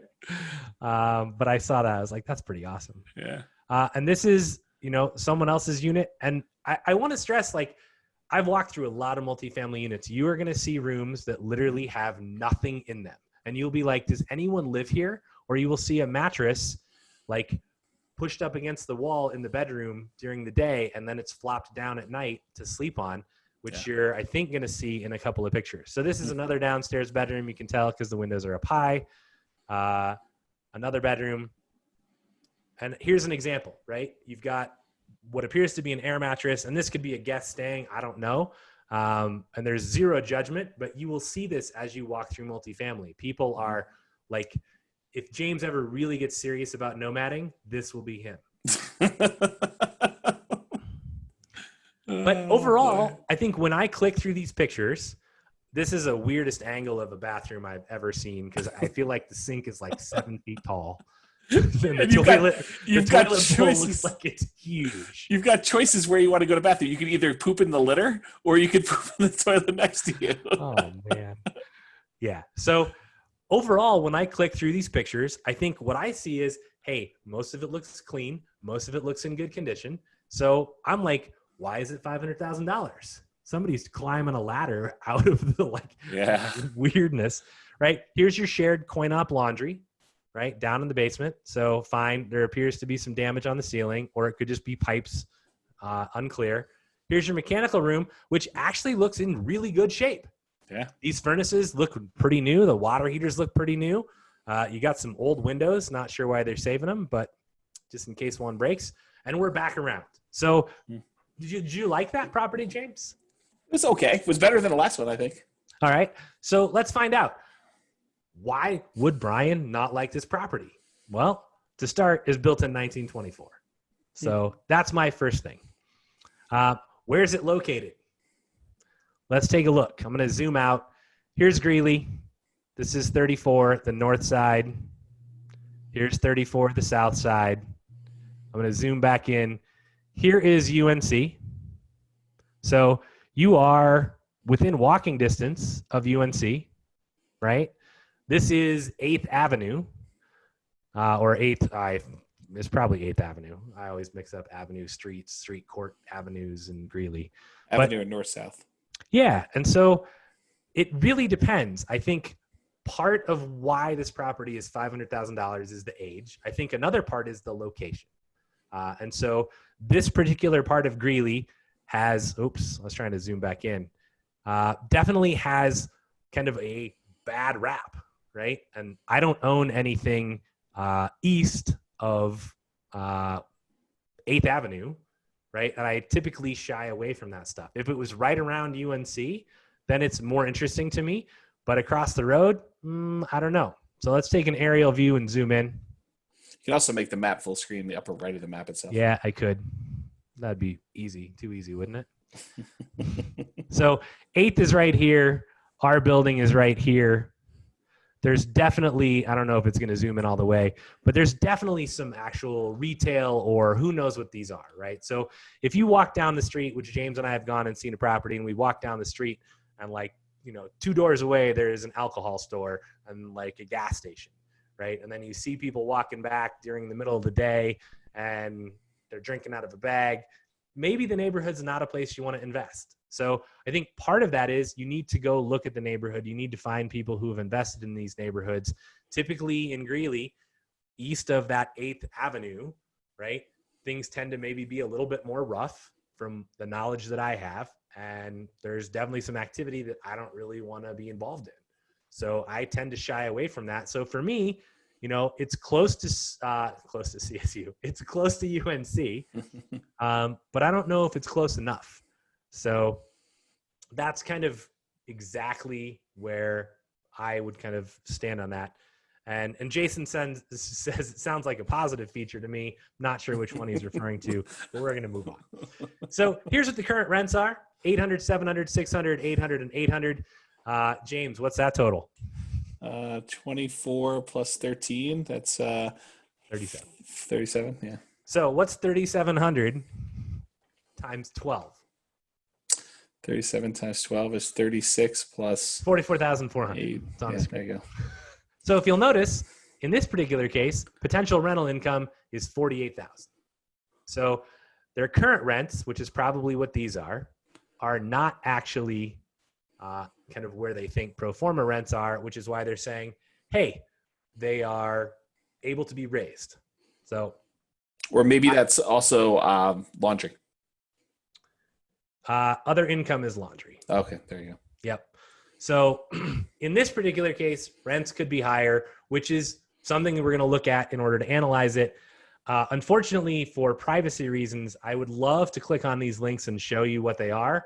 I am not going to do that. These are actually the leases that are for all the tenants that have all their names and information in them, which I was like, I can't show that during class. They also show 3 utility bills, which kind of give you an idea of what their utility bills might be that they're paying. They do show floor plans, but I'm not going to click on them for fear that I'm going to click on the wrong thing. There was a document in here that I believe said that the reason that it says some of the rents can be increased is that one of them, until the property is sold, one tenant was committed to the rent would not be raised. So you have to deal with that as well. So let's take a look and kind of dig in. Vacancy rate, again, 0%, because no one ever has vacancy anywhere when they're selling their properties. Yep. When you actually own them, somehow you actually end up with vacancy. $240 for laundry. This is per year. So it's like $20 a month. And then property taxes are $1,252, which I'm guessing is a little low for that particular building, but I don't know. They're using 2018 as the tax year, which is also a little odd. Building insurance, $2,500. That's probably pretty much on par, I would say. And then they don't have any utilities, which is odd because the owner's paying for some of them. And they don't have any common area maintenance or any other maintenance for that matter. They don't have any management. And the cap rate's 8%. Amazing, right? We should all go buy this property. So let's take a look and start plugging this stuff in. And James, if there's questions we should hit before I do that, then let's do that. There are some questions, but they're not related to this, so we can definitely come back to them. Perfect. So $500,000. In this case, we're like, hey, there might be a lot of interest. So we're going to actually raise our price to 510, get 10K in seller concessions, and have 10K closing costs. That's really not the important part of tonight's presentation. Loan interest rate. So this is not going to be some giant $1 million loan with Fannie where you're going to call, a broker up. This is going to be, maybe you're calling First Bank or a similar bank that's doing portfolio loans up and saying, hey, what are your rates? And 4.5 is probably right on par with what you're going to find if you're a decent borrower with a high credit score. So we're going to assume we're going to be able to get like a 10-year loan that's fixed for 10 years. And in 10 years, the balloon is going to be due, but it's amortized across 30 years. So we had $3,700 in rent. Their actual kind of hopeful rent was $48,000 a year, right? It's 5 units and then divide by 12. So they're thinking basically $800 a unit per month, right? So they're thinking this is going to go up to $4,000. So I'm just going to take this and say, okay, well, we're going to plug $4,000 in for the second year. Maybe we'll be able to get that. How much did we have for monthly other income? It was $20 a month. It's $240 a year. Property taxes, I'll have to go back. We're $1,252. That just seems really low to me. James, does that seem low to you? Yes. So I'm guessing property taxes went up. I'm going to stick $2,000 in here. That may still be low. Insurance, they had $2,541. I think we'll use that number. So we're typically seeing between 0.6 and 0.7% of the property value in taxes in Northern Colorado. All right. So we'll move that to 0.6. Well, maybe not. Yeah, that's 0.6. So 0.6% of the $500,000, $3,000. So we'll stick that in there. Maintenance. So it's an older property. It's got 5 units. It's probably some work to be done. We saw some potential water damage. So again, I think this is probably higher than 15, right? So maybe not as much as college turnover, but who knows? So let's just start with 18%, management 10, management leasing fee 20, and see where we actually pan out. What are we forgetting in this case? The landlord is paying over all utilities right now at those rents. That is right. So the landlord is paying, tenant pays gas, owner pays all other utilities. That's expensive, right? So, what does electric run for this? And I don't know if it's boiler heat or they've got like natural furnace. Gas. What's that? It looked like furnace. Yep, that's right. They did have furnaces. Yeah. So you're paying all the other utilities. When I tend to look at this stuff, I always just say, I am going to bill that back to the tenant. So my goal is that I'm going to bill back all the utilities except for common area stuff. And so when I look at this, right, I think, gosh, right now they're paying a lot of utilities. And I will pull this off screen so that I don't screw this up and just pull up their utility bill. Their Excel bill was like $240. Their trash bill was $76, which is a monthly bill. So 240 and 75 and 37. So 315, 350.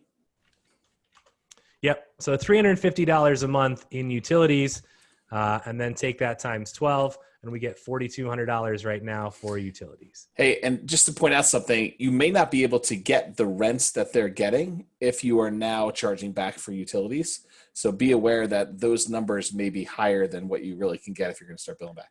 Yep. So let's scroll down and take a look.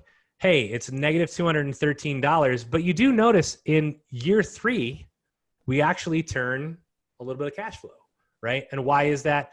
Well, most of it's because we put $4,000 in year 2. So we bumped our rent significantly. So what I'm going to do is I'm going to come back and I'm just going to put that $4,000 here in year 1 so that we can play around with this more easily. Utilities, we want to build this back. Hey, can you pause for a second? So, Sure. So what you just did is you started looking at this in year 1 as your sort of pro forma once everything gets stabilized and normalized in your analysis. And I'm not sure everyone picked up on that, but that's what you basically did. You decided to move the rents to, once this thing gets over where I'm billing back for utilities and I've got the rent stabilized, what does it look like for me? Even though that's really not your year 1 return, it may be year 2 or 3. That's right. And somebody says you might be forgetting water and sewer, and absolutely true, right? So I could add another dollar amount to this. It's where I'm going with this. It's not really going to matter. I think it's important to understand that the $4,200, you're trying to bill it back. The question is, if we add, I don't know, what's a reasonable amount for water for one property, like $800 in a year, and we call this $5,000. I don't know. The water in Evans is really expensive, but this is a Greeley. This is Greeley, yes. Yeah. So $5,000. Let's just stick with this. There's 5 units, right? It's all probably built on the same meter. So you can adjust based on how many bedrooms there are, and you should do this. But I'm just going to assume all the units are exactly the same beds and baths. So $1,000 divided by those 12 months, we're essentially billing each unit back $83.33 every single month. So instead of paying $800 for rent, they're really paying $883. And for the current tenants, they're not used to paying that. And so you may end up having turnover in order to get that. But what happens here is if you can get the rents to $800, right? That's what this is, the 5 times $800. And most of these utilities are gone. So some of it's probably going to be common area. So I'll leave $500 in here. If you're able to get these rents and bill back the rest of the utilities, this is where you can start looking at, okay, well now I'm about at 3% cash on cash. So I'm getting closer. And so what I would then do is I would go actually see, is $800 a month really market rent? And if it's not, what is? Right? They're getting $800 for, I think, 3 of the units right now. So if they're getting $800 for 3 of the units, in my experience, most landlords aren't pushing the rents as hard as they should be. And so the $83 in bill back may be your extra push, right? But if you're able to push these to $850, right, instead of 800, this is where I start trying to figure out what is actually reasonable rent. And you can see we're over the hump. So everything we add very quickly adds on to our monthly cash flow. So now we're fully managed, 18% maintenance, right? And we're still making $470 a month.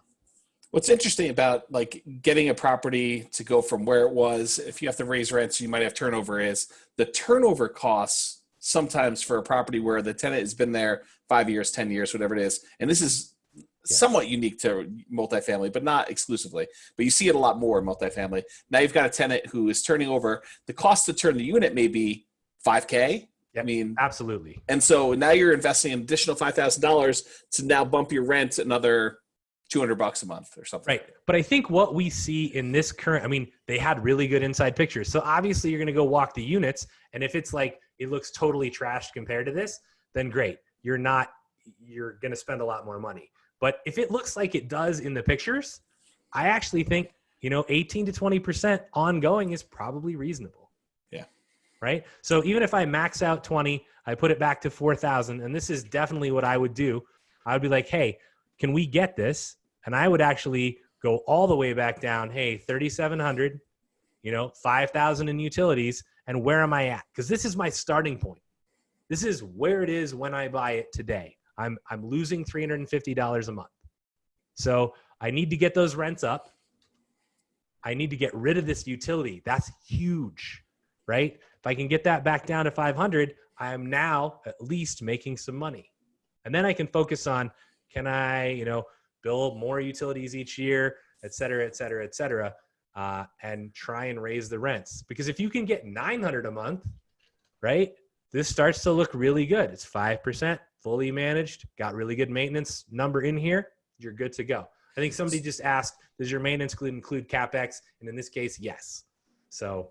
Hey, Brian, so when you're seeing a lot of these multifamily ones and you're buying some of them, are you usually seeing where we plug in the actual numbers they've got now, are you usually seeing them be positive cash on cash return? No, usually it's like break even, or best. negative. Yeah.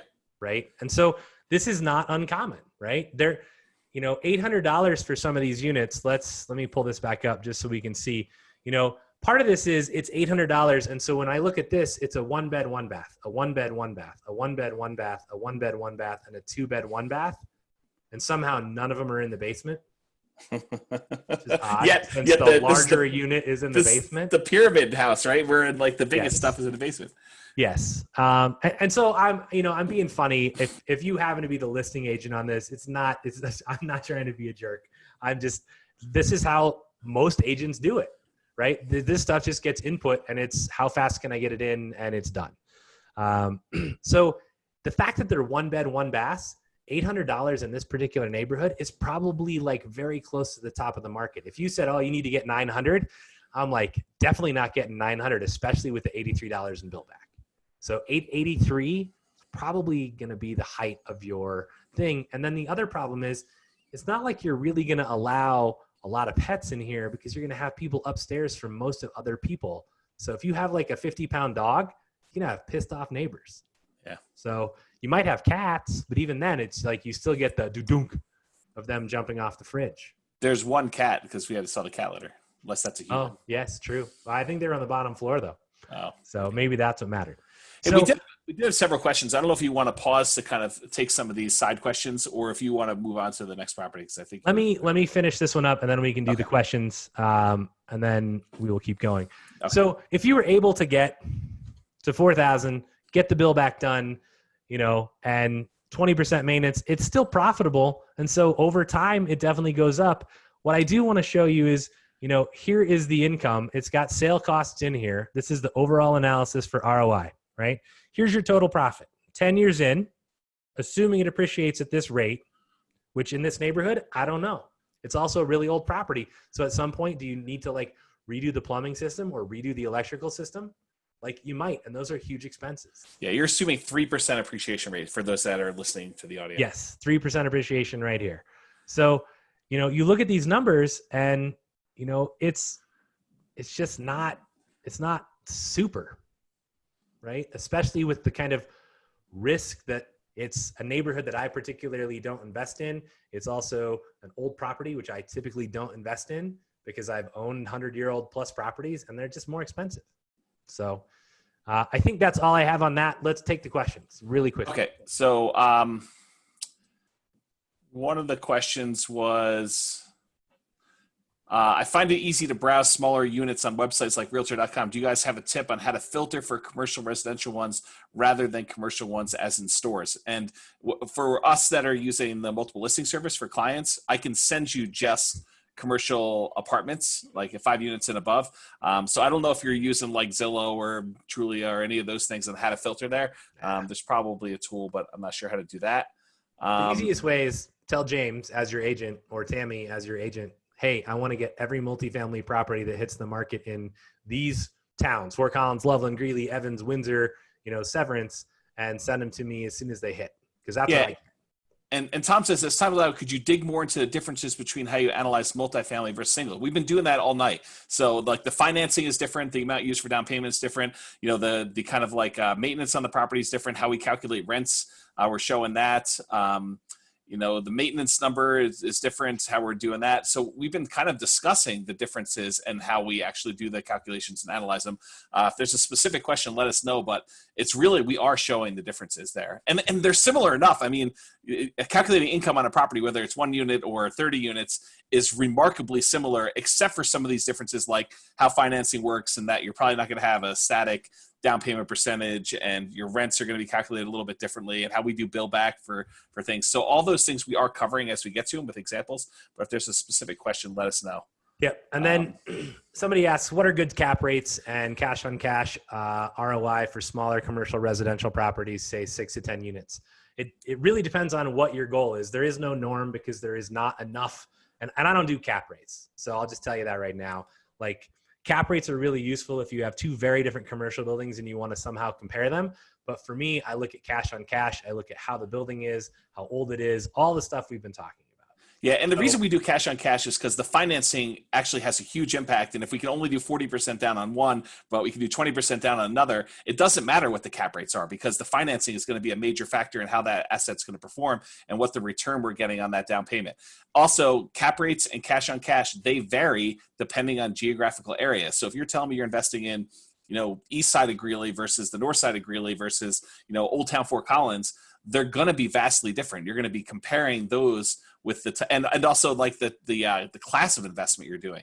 You're doing A quality properties or C kind of type properties. Those things vary as well. So there's no like static one for you to do. It really matters a lot. What are credit score minimums for commercial? Depends on the lender. You probably need a decent credit score. I don't know what the minimum is. Do you actually increase rents per year? Yes, go watch the tenant screening and how to manage your properties classes. They will explain that in details. Does maintenance include CapEx? Yes, it does. Follow up. Man, my chat window is acting up. Maintenance is obviously way different. Is 18 a good number for use as baseline? What would you use for a newer house or property? This is arguably the best class in a couple of weeks. I will try and go into detail, but really quickly, brand new house, maybe it's 8%, 20-year-old house, maybe it's 12%, multifamily 15 to 18, maybe 20, 22 if it's older. Those are rough numbers, but you'll see a lot more in a couple of weeks. Yeah, we're going to do a 30-minute segment in that one class just on that question. So we're going to dig really deep into actual detailed numbers on that. Do multifamily and commercial typically appreciate as much as single family, ignoring any value add potential? It depends on where they're located and how well the property is taken care of and how well the overall market is doing. But in general, yes. I mean, the properties that I've owned that are multifamily have appreciated at the same rate as the houses that I've owned. And when we're in a period where we have high vacancy, which is usually the period where rents are not going up as much, then they do not appreciate as quickly. In periods where you have a rapidly increasing rent, we tend to see rents rapidly decreasing vacancy, low vacancy. We see rents go up faster, which would then cause the property values to go up because they're primarily driven by income approach for valuation. And so we see higher than normal appreciation during those periods. So, yep. And then, are you raising rents in COVID? Yes and no. That's an entirely different subject, which we're going to skip for right now because I'm going to run short on time. And James, you can answer the last question in text. Okay. Moving on, other things to consider. If the numbers met your cash flow requirements, should you buy it? Not always, right? Could be just a house you don't want to own, or a multifamily property you don't want to own, in a neighborhood you don't want to own, or the age of the property isn't what you want. Long-term return matters. There are times when cash flow is amazing, but the long-term may not be, right? This happens a lot in markets with little to no appreciation. There was a property that we tried to get everybody to go take James out to in Grover, which had like 11 units, and the town's population was like 30 people, right? That property is probably not going to appreciate at 3% a year, because half the town's population lives in your building. So location matters. It really does. You know, you can go look around and you can find, you know, larger multifamily properties in different regions of the countries that are very similar to, you know, might be able to buy a 12 unit here, but you could buy a 50 unit in somewhere else. And those 50 units, the problem is the rents are really low and it's hard to make a profit. And you should go watch the CapEx Silent Killer class to understand why, if you don't already. So questions you should ask: is this a property you want in your portfolio in 10, 15, 20, 30 years? Is this going to be something that you hold on to? And if not, how are you going to exit from this property, especially with your loan and potential loan implications and prepay and stuff like that? Things to think about. One of the things James already mentioned was conversion. Is there something you could do that is a higher and better use of the property now or in the future that would make this a much better investment? Hey, I'm going to buy this for $1 million, but in, you know, a little while it's going to be worth $3 million.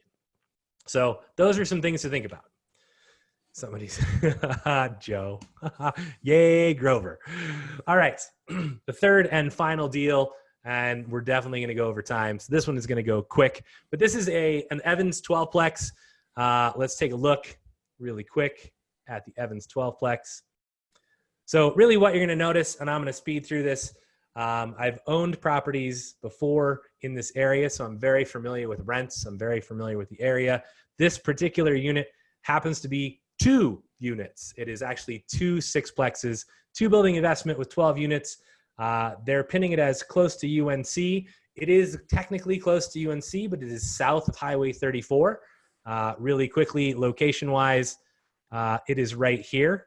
And this is Highway 34, and this is the interchange with 85. So this area is primarily known as a rougher area in Evans. In fact, there is one street in here that is really rough for some reason. But UNC is right here, and here's where the property is. I don't think anybody's walking from here to UNC, in my opinion. So both buildings to be sold together.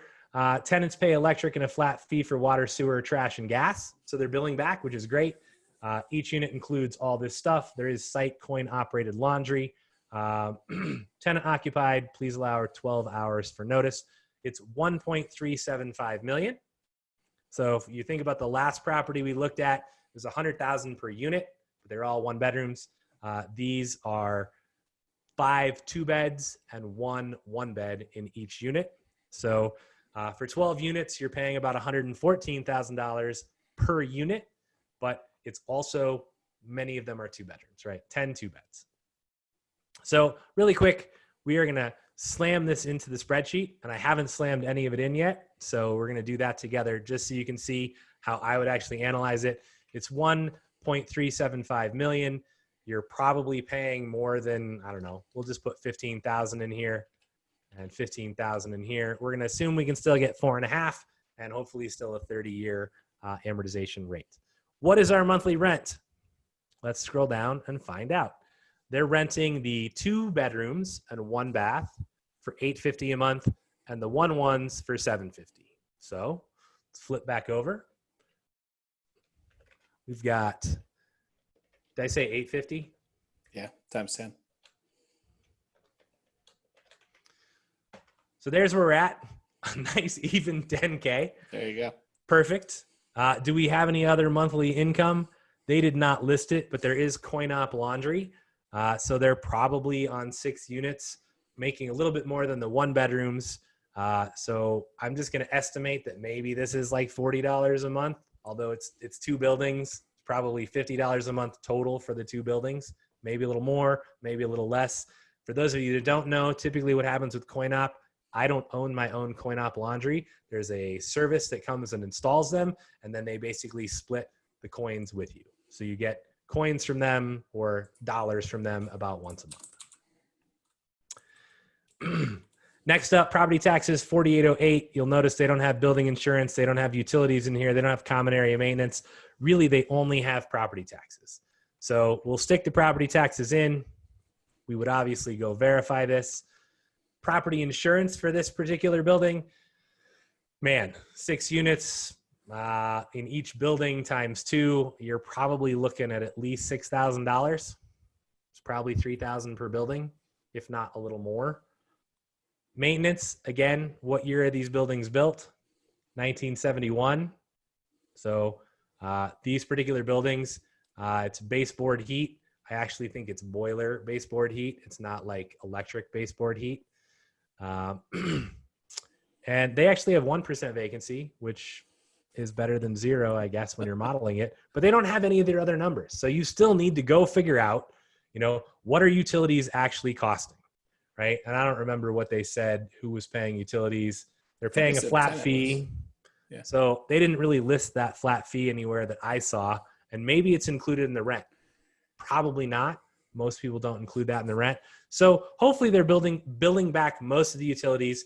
Water in Evans, if you're not aware, is still really expensive. My understanding is they're building their own water plant in Evans, but it's a ways off. And so really what's happening, in my opinion, is Evans buys their water from Greeley. So you essentially pay Greeley for the water, and then Evans charges you a fee that's about equal to the value of the water. So you're really paying about 2x. I actually had a commercial real estate broker call me and was like, hey, what were your water bills when you owned in this area? And he's like, because I can't really believe what I'm seeing. And I'm like, yeah, those are right. They suck. So water is really expensive. You're probably watering the lawn. These probably have sprinkler systems. So I happen to know you're probably going to end up paying, $3,000 a year for common area water. And this is part of the challenge. I'm trying to take your time because I know you're going to go over, but this is the challenge with trying to analyze commercial buildings in markets where there's nuance, like even just across the street when you go from Greeley to Evans. Yes.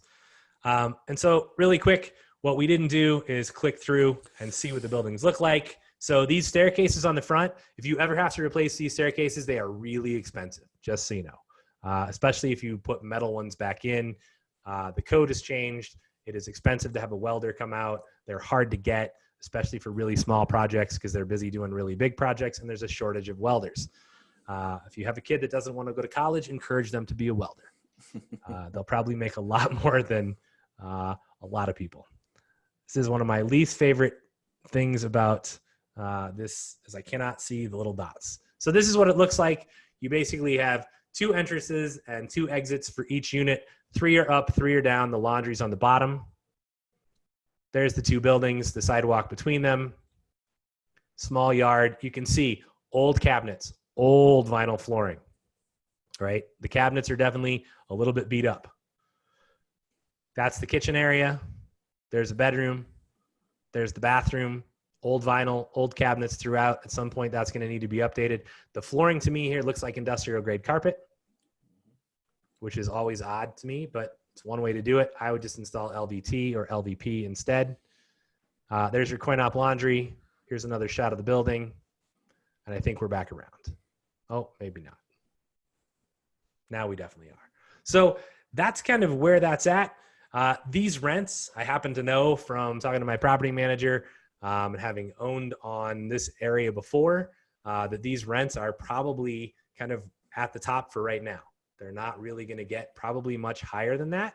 So how are we doing? $476 a month. It's positive 1.66% cash flow. It is fully managed, but are you going to buy the building? Right? And then we can scroll down and look at the overall analysis, right? These numbers are kind of what the last one looked like. I'm not super excited about it. And I can tell you that when I bought on this particular area before, the reason I bought was because this number, cash on cash percentage was like 15% when I was going to buy it once I figured out I could raise the rents. So in this case, the rents are already kind of raised. This is kind of top of the market price. If I had to guess, this will not be the sale price. I had to guess, the sale price will be, I don't know, 1.2, maybe 1.15, to make it a little bit better.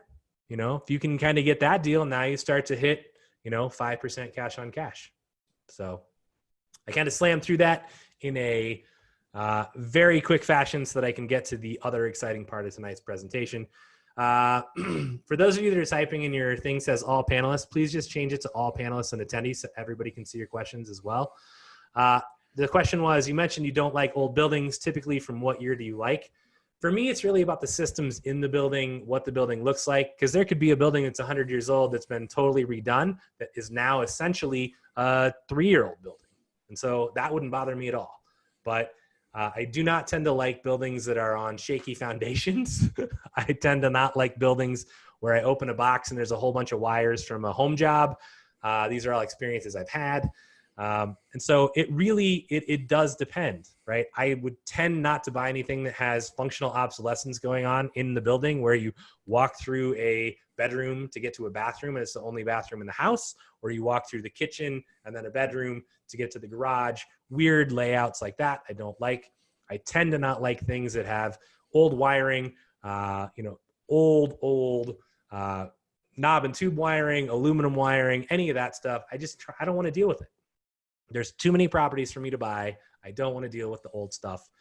So I try to stay away from it. Like there's a one building I looked at it and I should have bought it, had a gravity furnace, right? Never seen one ever since then, but it's also wrapped in asbestos. And I have no problem dealing with asbestos. I can send somebody in to pull it off. But if I ever had to replace that gravity furnace, which was like 90 years old, it was just going to be this huge redo of the entire duct system. So stuff like that, it's not for me. And some people can go make a lot of money off of it. So that is that. Don't forget to think about, how could the property be improved? Can you raise rents? This is the big one. If you find a property and somebody is like, hey, we're getting $600 a month, and you're like, you should be getting $1,000 a month, that's opportunity. So don't pass it by. Can you improve the tenants? Do you have a bunch of gangs? Do you have a bunch of drug dealers in your building? Can you improve the tenants and make other people want to live there? Can you improve the building itself? Interior, exterior, common areas, right? All that stuff can be improved. How does the price, interest rate, and rent impact your cash flow? Go back and play around with this. You notice when we drop the price a little, our cash flow goes up quite a bit. If you were able to get 4% instead of 4.5% on that last deal, it would probably look even way better, right? We'd move our cash flow from $11.40 a month to $14.05 a month. That's pretty good, right? That's just by moving the interest rate. Now, if we could also knock the price down a little bit more and maybe we can get, 1.1 million, now this starts to look like a really 7.7% cash on cash. I might actually want to put an offer in, right? I'm lowballing, but I kind of feel like they were stretching for the price anyway. Hey, when would you actually lowball? Like, how long do you need to wait before you feel comfortable doing that? I would just do it. I would not wait, especially on something like this where I know the area really well and I feel like they're way over in kind of what they're asking for anyway. I'm like, yeah, I'm not going to wait. So I might come in at 1.1 and they might counter at 1.2 and I'd be like, okay, well now at least we've got them in a range, or they just say no, right? And then I know, and that's okay. And I move on, right? I'm not going to buy something at too high of a price for me just because I need to buy something. No other questions. So I have 7 minutes left. For those of you that need to jump off the call, come back and listen to this next part because this is what I think is the interesting part of analyzing. Is like learning to analyze multifamily is great, but then actually seeing a real life case study with real numbers is also super important. So I will try to go fast, but I don't actually want to slow down. I don't want to go too fast on this because I think this is really valuable. So there's a 17 unit building. It was listed at $875,000. James and I happened to be out driving around. We went and walked around this building, 3-story brick building. He took me home, dropped me off. This is obviously way pre-COVID. So we didn't have to wear masks, and dropped me off. And one of the only times, and might have been the only time ever, when I got out of the car, we didn't discuss the property and whether I was going to make an offer. Like, I was just like, I'll see you later. And he was like, see you later. And I went inside. And the next morning, I found out the property was under contract, and I was really pissed because I was like, I want to make an offer. And I think James will tell you that when he was walking around the building, he was doing this weird thing with his hand where he's like, we're going to write an offer. Got to warm up my offer hand. Stretched my offer writing hand out. Yes.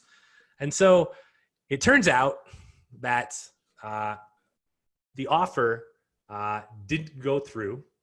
And I didn't know this until later, but what really happened was an acquaintance of mine who also happens to be a broker had been talking to the owner of this building for like 6 months or a year, like, hey, are you ready to sell it? We're going to buy it. Like, let's go.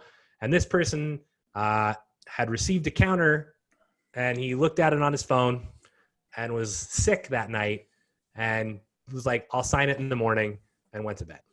Well, at the same time, the owner of the building listed it on the MLS because he was also a broker or an agent and got a lot of interest. And so he retracted his counter while this person was sick and asleep. And I made an offer very quickly when I heard that. And my offer was for substantially more. So what do you think in your heads? What do you think the right amount to be substantially more is? You know, name a number. It's 875,000. Do you offer 10,000 more, 20,000 more, 50,000 more, 100,000 more? You know, and so I offered 50,000 more with the ability to kind of close very quickly, and they accepted my offer. So anything you want to add to that story? I shortened it a bit. Yeah, there's a lot to it, but I for the sake of time, you can go listen to previous recordings of this where I think we did go into a lot more detail as well. Yep. So this is what it said: 17-unit all-brick 3-story building with 10 garages. Ooh, 10 garages. Plus 18 additional off-street spaces. Income is current. Expenses are estimated. Large half-acre corner lot with mature trees and easy access. Pitched roof. Newer hot water heaters, dishwashers, light fixtures, many appliances, laundry. Close to schools and daycare. 5 blocks to UNC. With market rents of $725 and $595 and $55 a month per garage. Keep that one in mind for later. You'll need to understand that one. Gross income will be $147,780. All right. Will it? Here's a picture of the building. Those green awnings are amazing, aren't they? James, do you like those green awnings? I do not like them. Yeah, so it turns out that front green awning, if you could magnify that picture right here, there's tile. Somehow this entryway was tiled. This snow and rain drips right onto the tile and then freezes. I'm like, what are you doing? So there's a picture, 3-story brick. I like brick. Brick is nice. Here's the back side of the building. You can definitely see some deferred maintenance right up here on the soffit. It's leaking. There's definitely some water issue going on up there. So here's the available information prior to the offer. Rent roll, 1 was vacant. Take a look at these rents, right? 625, 475, 550, like 475 to 625. So I'm not sure where 725 is, right? I don't see that on there. They're getting $94.50. These are actual numbers. That's per month in rent. There's a seller's disclosure, an ILC. We walked the outside of the property. This is really what we had to go on in order to make an offer. This was the other information. Here's the rental income they were getting.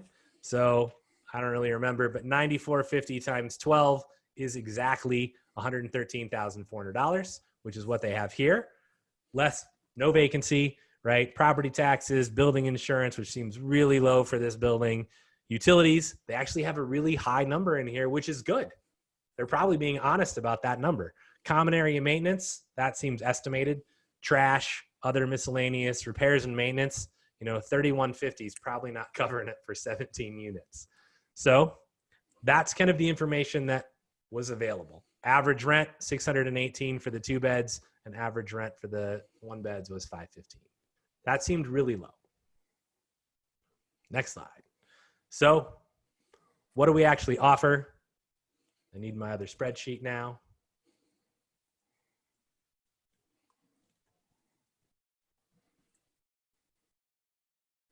Boom. All right, there we go. So 875. First thing I did was fill everything in with the numbers the seller gave us, right? And where was it at? 94.50 in rent. Here's the price. Can I put 20% down? Here's the interest rate that I thought I could get by calling around.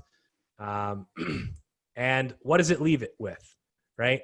This is an older version of the spreadsheet, so you're going to have to adjust 15% maintenance. I didn't have any management in there because they were really not paying their manager. So I wanted to see where were they at. And it was at 14% cash on cash. Now, are we going to get that? Am I going to manage this myself? Not a chance. So if I kind of take that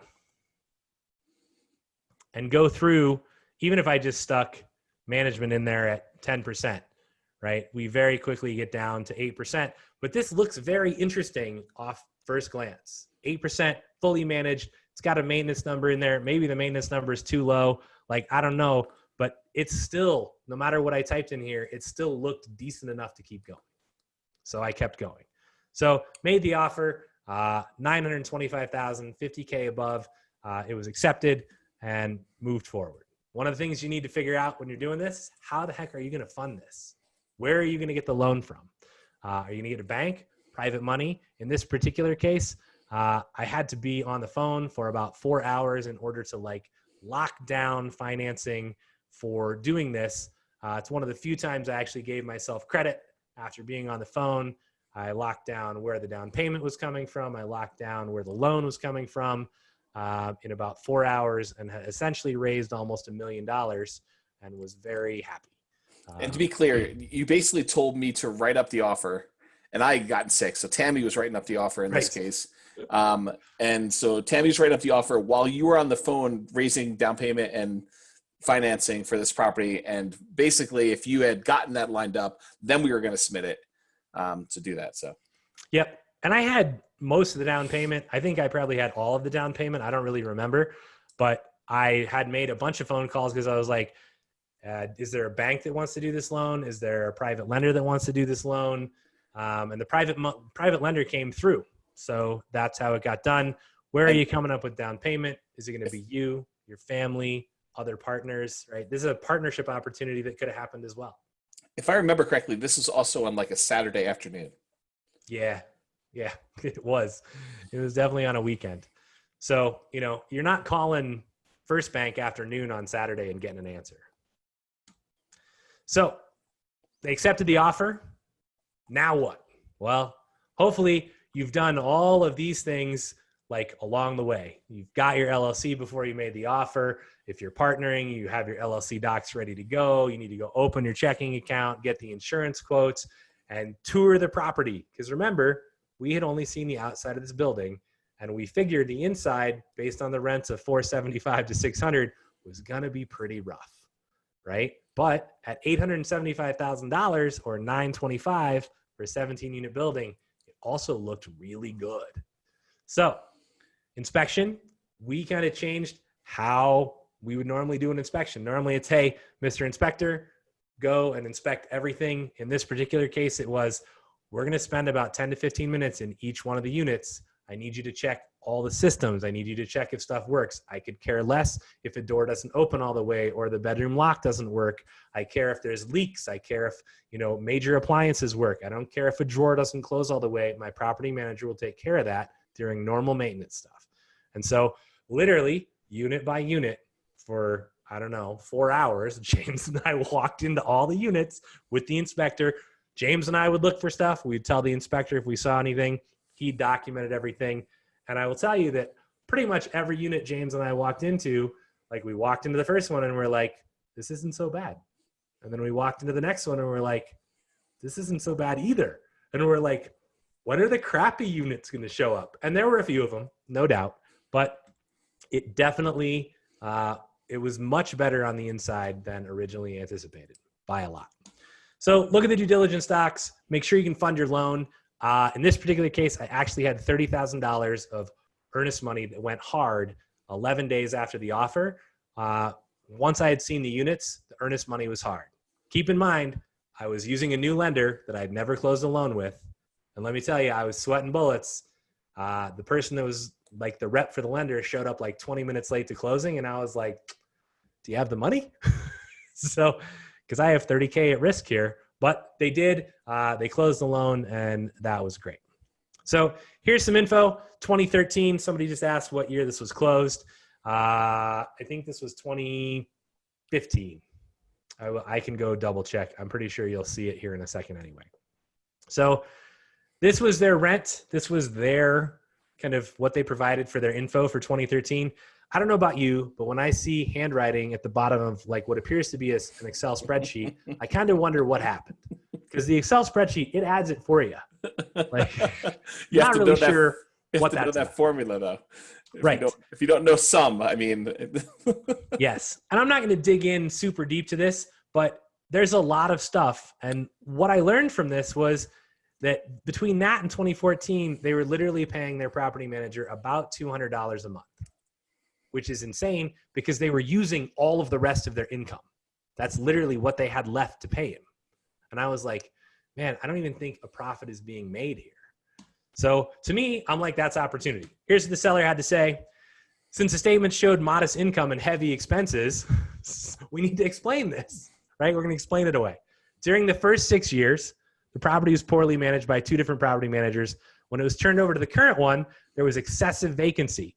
Several of the existing tenants were behind in rent. Some of the best tenants had moved out. During the past 2.5 years, the manager spent his efforts evicting several undesirable tenants and rehabbing those units and others that were vacant.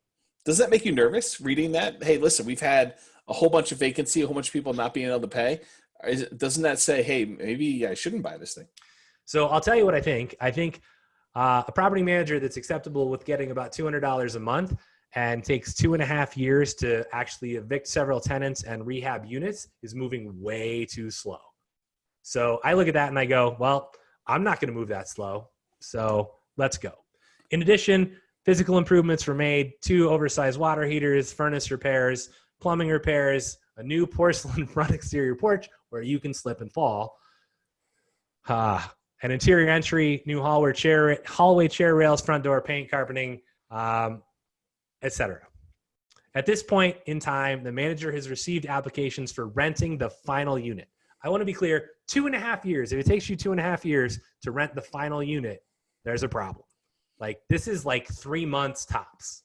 Like, you should be getting this stuff lined up and done with $40 a month for utility bill back. Wouldn't it be better to rent a property for $400 a month than to have it vacant and not get the $725 for 2.5 years? Yeah.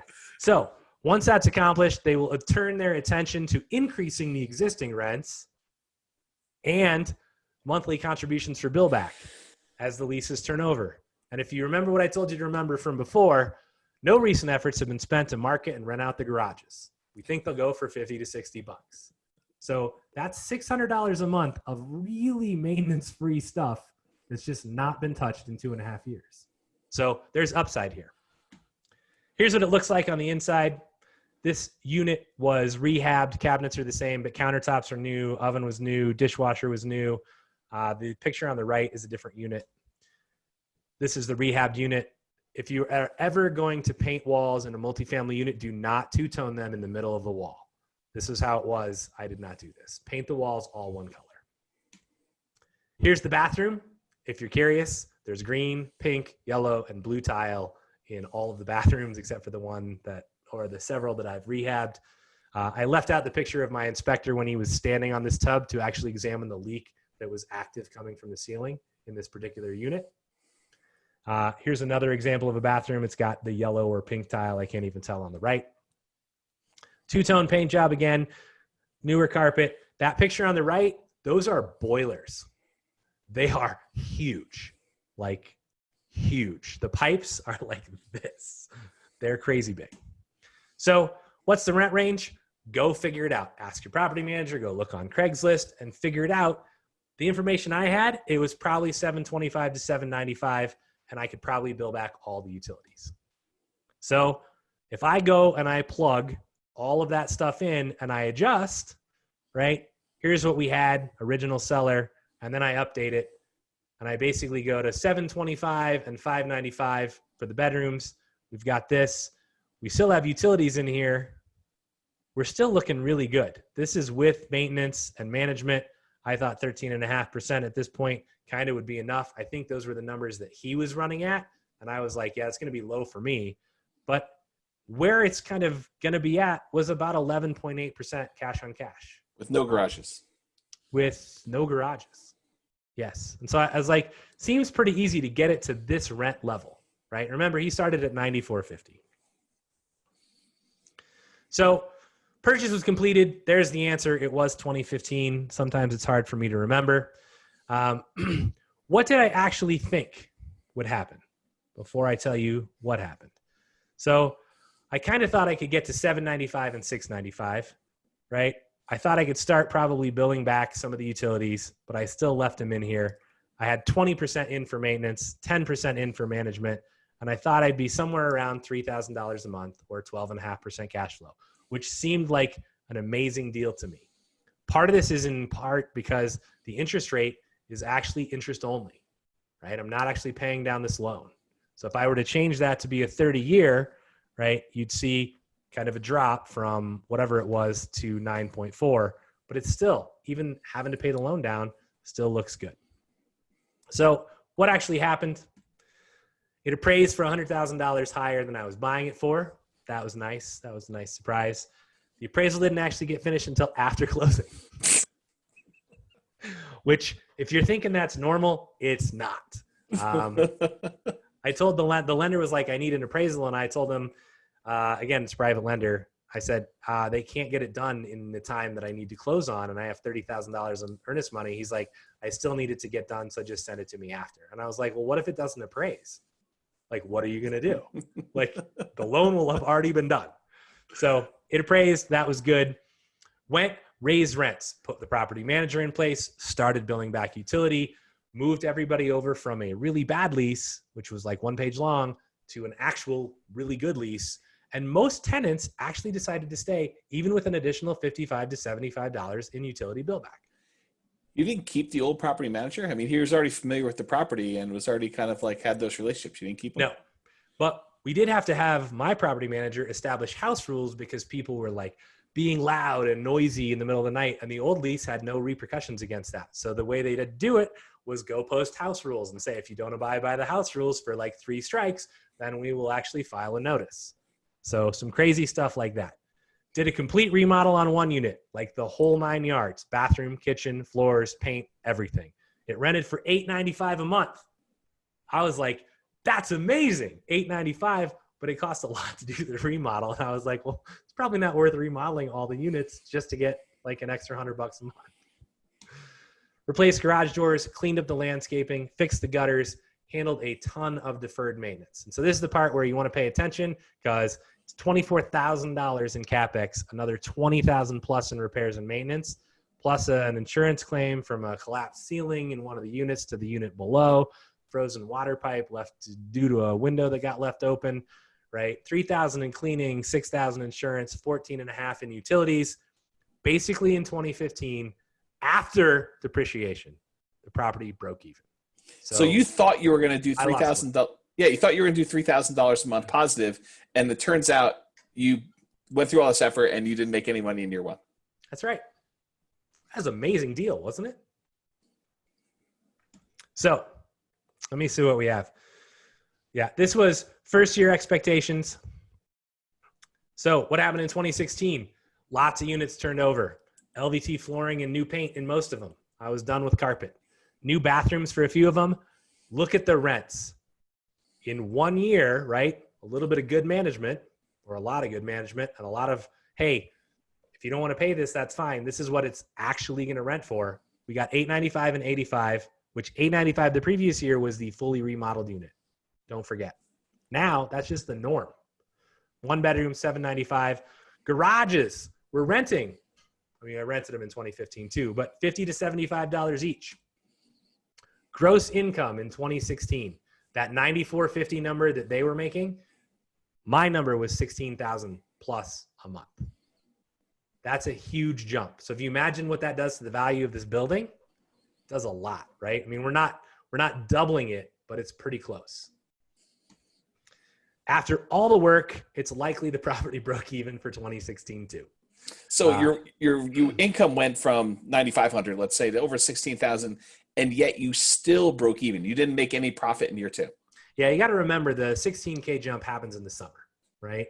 So you go from 9,450 to 13 the first year in the summer, and then to 16 for half the year in 2016, because these are calendar years. But yes, really, I was taking all the money I was making and shoveling it back into the property to make it better so that people would stay and it would rent easier. So you made this investment for 2 years. You didn't make any money on it. That's right. So, question at the bottom, was it a good investment? At this point in time, would you have bought it? Can you see the potential? I'm now at 16,000. Most of the work is done. The potential seems pretty darn good. What happened in 2017? Several units turned. Welcome to summer season. Pushed rents, right? $895, $815. So they didn't really go up much. Garage went up pretty significantly from kind of 50 to up to 75 and 80. So that was good. But this top bullet, push rents for current tenants more aggressively. So in the first year, I didn't want to turn 17 units. I wanted to turn like 5 or none, right? But I needed to have the rents raised. So with the tenants that were still there, instead of just raising their rents kind of a modest amount, we pushed them up closer to market rent. And it was, hey, if you want to leave, that's fine. You're still under market rent. But we're a lot more aggressive with them because some of the units had already turned and they were already paying more. So it was okay if more of the units turned in 2017. So it's a balancing act of how many units you want to rehab versus how much money you have to spend on those rehabs. You're kind of like trying to play that game and figure out like how hard you should push on bumping rents. And okay, now that we've got more rehabs than we want to do, then we're going to leave rents sort of where they are, bump it up the tiniest bit just to keep them there. Yep. So the plan was to install all new doors and flooring in the interior halls and laundry. It's about $30,000 to do that. That got postponed. And then I had everything where I wanted it, and it was time to refinance. So I did a cash out refinance. I had a 12-year fixed rate at 4.64% with 30-year amortization. There's a Fannie Mae loan. Prepayment penalty and balloon still there, still doing 12 years. The property appraised at $1.55 million. So this is 2-ish years later from buying it at $925, and now it's worth $1.55. Hey, go back to the bullet point right there. Not on the slide, but you talked about this 12-year fixed rate, 4.64, 30-year amortization. So what's interesting is the next point, the prepayment penalty and the balloon are both due in 12 years. So it's not like you can go and try to do your refi early. Otherwise, you're going to have a prepayment penalty. You're going to get charged a fee for doing that. But if you don't do it at 12 years, it's due in 12 years. So you've got to do it. So the challenge I have sometimes with these balloons and the prepayments and how they work together is you're forcing yourself into a corner at that 12-year point on the dot, or you have to pay a prepayment penalty in order to get out of the loan because you can't go beyond that 12-year point in theory, unless the lender's super flexible with you, which you shouldn't count on, in order to get out of that loan at that point. Otherwise, you would have had a like $700,000 balloon or whatever due at that point. Yeah, I mean, the balloon is going to be, so the loan amount is 1.162. I think the balloon in 12 years will be somewhere in the like 900,000 range. There you go. Right. And the prepayment penalty, there's no prepayment in the last 3 months of the loan. So it's like you got to hit that window. And if rates are really high or there's no appetite for loans at that point, it could be tricky. Right. And I get calls all the time from other brokers. Hey, do you want to sell that building? And before I did this refinance, my answer was, unless your offer is like north of 2.2, no. Right. And they were like, oh, well, they have 1031 money and maybe we could do 2. I'm like, nope, it's not north of 2.2. Don't bother. Like, it's not interested. And after this, I was like, yeah, no. And so what was amazing about this was I got all of the money back that I put into the property, plus $250,000 from this refinance. So now I have a property, just to be clear, that I don't have any money in. I actually have negative $250,000 in that is producing income on a monthly basis. So for the first 2 years, you made $0 in cash flow, but retroactively, you made $125,000 a year.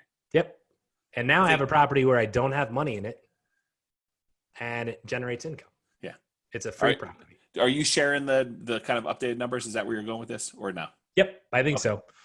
At this point, after the loan, the property was cash flowing over $3,000 a month. That's net profit. That's not like gross. That's net. That's like bottom line. This is what it's cash flowing. Year 4, 2018. Several more units turned. We were more aggressive with the tenants, and 2-bedroom rent was up to $945. 1-bedroom rent was at $875. Garage rent still climbing. Imagine this: 10 garages renting for $90. That's $900 a month. That for probably 8 years, the old property manager and owner wasn't getting. Like, all the old property manager had to do was literally put my property manager in place and tell him to do like just do a normal job. Go raise rents, go find good tenants. And his building would have been worth, like, he could have sold it in that same, like in the next year for probably 1.4 or more easily. So the lowest of any rent was going to be $845 versus $475 when I bought the property. Yeah. And you happened to buy during a period of time when we had extremely low vacancy, just as a market as a whole, not in your unit specifically, and rents were being pushed up. So you were sort of riding the tide of the market as well. So, not everyone's deal is going to look like this amazingness. Yeah. Nope. Parking lot got resealed and restriped because when you have Fannie Mae loans that are commercial or any typical commercial loan, they will do an inspection once a year, and you should be prepared to fix the stuff that they want you to fix. And that whether you want to or not. That is right. So this was like, I forget, it was either $3,000 or $6,000 to get this done because it was a big job. And I was like, do I really need to do this? The parking lot is fine. And they were like, yep. And so I've gotten more aggressive in my pushback with them where I'm just like, this isn't worth doing. Like, my numbers are great, so no. And they're like, okay, we'll postpone that till next year. And then I say the same thing the next year, and it started to work. So I've learned so far. You can be somewhat aggressive. Lots of paint and flooring updated on-site lighting, replaced all the doors. Finally got that done. Fixed all the soffit stuff, which I had already fixed once. There was more problems. New air conditioning units. And then the hail hit. Huge hailstorm. Needed a new roof, but also I needed a lot more. I needed a lot of other stuff, which you'll see in 2019. The roof got installed in 2018. The goal income for this year was $17K. That was always my number I was working towards, was $17K. Gross. So gross, not net. Yes. So I want you to see, this is with $16K. This is with kind of all of the refinance stuff in here. And this is divide by 0 because I can't really calculate because I don't have money in the property. But this is where I wanted it to be. $3,000 plus a month, no money in the property. And obviously, as this goes up, right, this number goes up tremendously as well. So billing back utilities, I'm still paying for some of them, still working to get that better every single year. Hey, go back for a second. Here? Yeah, the spreadsheet. Where do you want me to go? What's your maintenance at 15%? Okay, that's it. Yep. And that's after everything was kind of brought up to par, right? Right. So that's what I was kind wondering. of feel like there's really not a lot that can go wrong. Maybe I could put 18 in there. It's not really going to make a difference. I don't have an investment in the building anymore. So actual income, I hit 16,530. I was super happy with that. Very happy with the property manager performance. 2019, remember that insurance claim? It's the largest insurance claim I have ever had. Probably the largest one I hopefully ever will have. But it ended up being like $170,000 insurance claim. Every window in the building was damaged by hail. So every window in the building got replaced. You can see the top windows, old, not good. And the bottom windows, those are the new ones. So the building actually gained value by having an insurance claim. It took a long time to get done.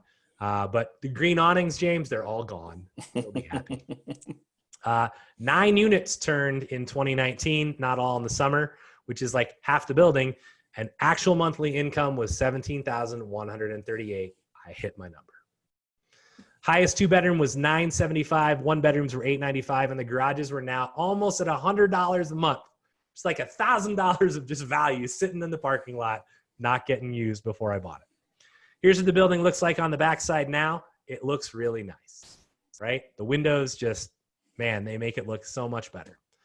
Here's the front entrance. No more green awning. Did a little wrap. Got a nice new security door because apparently people like to break security doors. I'm just going to tell you, if you have the bar handle security door on your commercial buildings, remove it and do this, because it is really easy for someone who is homeless or someone who is angry to walk up to that bar and rip it off. Literally, right after I paid like $2,200 to have 2 new doors installed, literally the next week, the bars were ripped off. I was unhappy. So make your security door good. There's the 10 garages. Everything's new roof, new gutters, yada, yada, yada. So very, very pleased. So what's happening now? We're back to 2020. Are things going as well? COVID is causing some issues. So you need some reserves. 10 units are turning. All of them are turning in August. In fact, 2 days ago was the date for them to turn.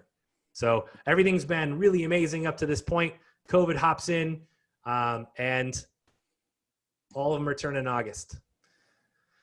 So rents were slowly lowered until 5 of them finally rented at $895. If you remember from the previous year or year 4, where's the rents for year 5? Oh, there it is. $975 and $895. Keep those numbers in mind. So our 2 bedrooms are renting at $895. So 5 of them rented there. The other 5 were dropped to $845. This is COVID-related stuff. So you should be prepared to, sometimes you're going to go backwards. Am I concerned? Like, I'm unhappy that 10 of them are turning. Yes. Am I unhappy that I'm dropping rent to $845, which is like lower than what I got 4 years ago? Yes. Am I like super concerned? No. Right. But this stuff's going to happen. Overall, I'll probably be back in the 15 to 16K per month for the year in terms of kind of gross rents. Am I okay with that? Absolutely. Right? That's really kind of, I mean, this is the like downside, right? This is why I continue to do this case study, because it's like, hey, he bought this building, he got a good deal, he did a bunch of management and turned stuff over, and now it was really great, took a loan, but who knows what's going to happen, right? This is kind of ongoing, continue to go. So if you have questions or thoughts on that, looks like there's a few. Yeah, there were a few. Looking at the spreadsheet and especially seeing how the commercial deals have higher down payments, could you think of a few ways to come up with higher down payment or convince the bank to save longer? The bank's not going to change their rules to let you have a lower down payment. This is just the commercial world. Yeah, we did have a class on how to come up with down payment. Just go do that and realize that you're going to need to do 10x, whatever the regular down payment is for that.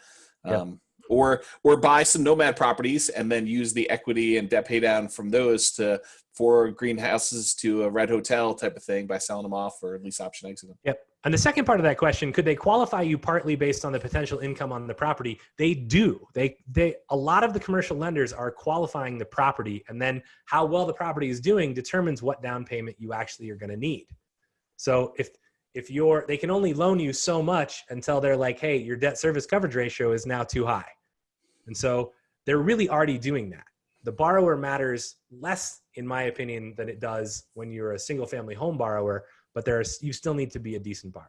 Yeah, that's the point, I think, is that you still need to be a decent borrower for those. Yep. So does the bank worry that you have to source part of the down payment as loans? This was a private lender.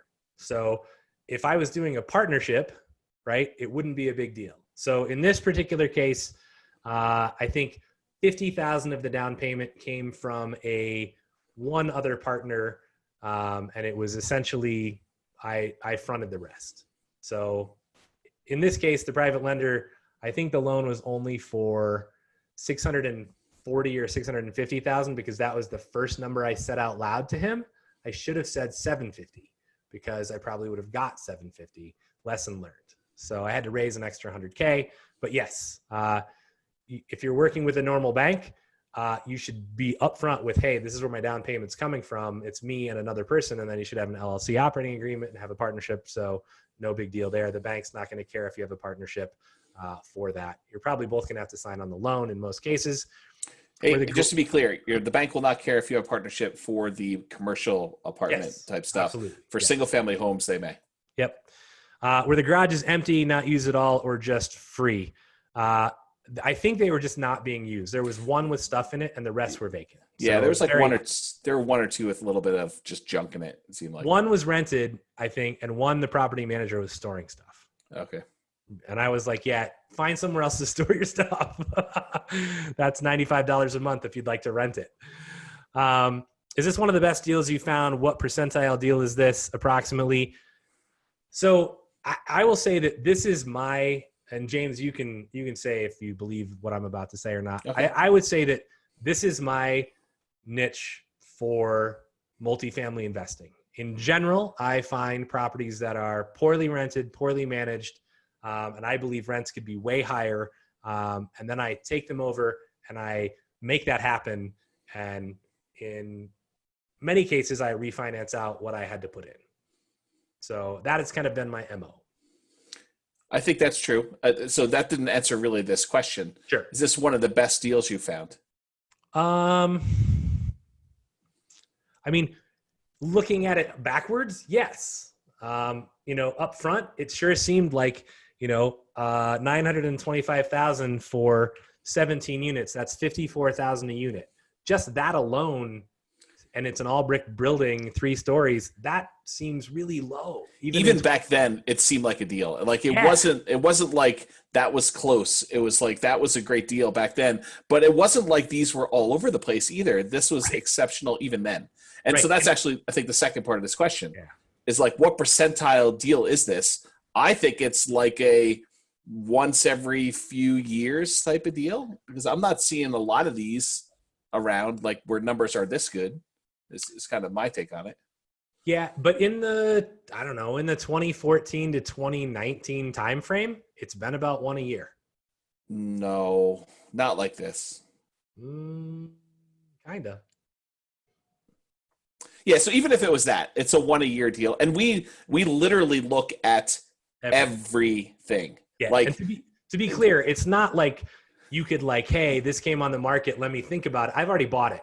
Like it's too right. Like this is like I see it hit the market in most cases, and I'm on the phone with James if I think it's at all interesting, and we're like immediately like call the seller, find out information, and then after that call, it's like, okay, start writing an offer or don't. Like I haven't even driven by the building.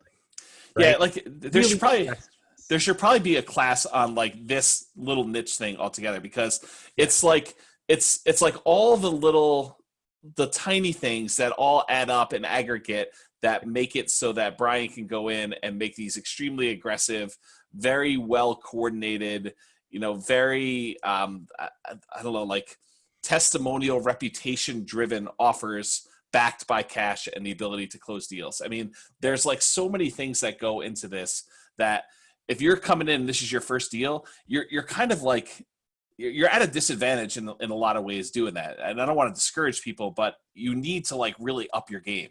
You need to step up and do like a much better job. Just realizing that you have to be super competitive in order to get these offers accepted and done. Yeah. And that doesn't mean you shouldn't offer, right? I mean, there's been a case where it's a rare case, but James was submitting an offer on it happened to only be a 4-plex, but James submitted an offer from me and from another client, right? Which is super rare, but the other client, still a successful real estate investor, but I think he knew he wasn't going to win that offer, right? Because I think he knew he was probably competing with me, and I was like, I'm buying this. So it doesn't shouldn't start, because he learned from that offer, and now he knows a lot better what to do. So, and I don't want to put Brian on the spot, and sometimes he like counsels me a little bit afterward, but did you know what the other client was offering? And do you think the other client knew what you were offering if I had 2 clients making the offer? No chance. Yeah. I'm like, just black box. What do you want to offer? And as far as advice goes, it's like, I gave everyone the same information. I know that there's 3 other offers on this property.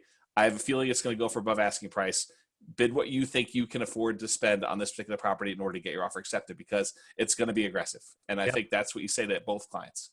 So. But like on this property, when the guy's like 875, I'm like, I'll give you 925. Like it wasn't a hesitation. It was like, I'll give you 50K more, drop your other offer and sign mine.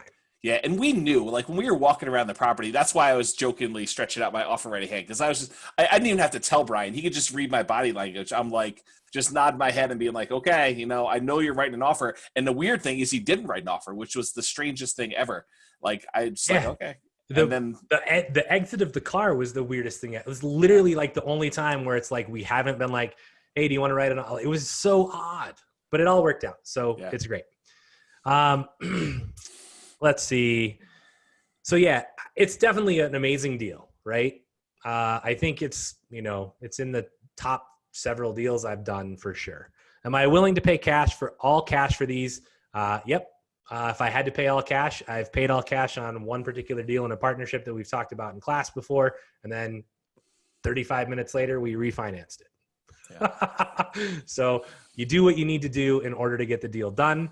Right. And then James, you can answer the last one. What's the name of the podcast in text or send a link?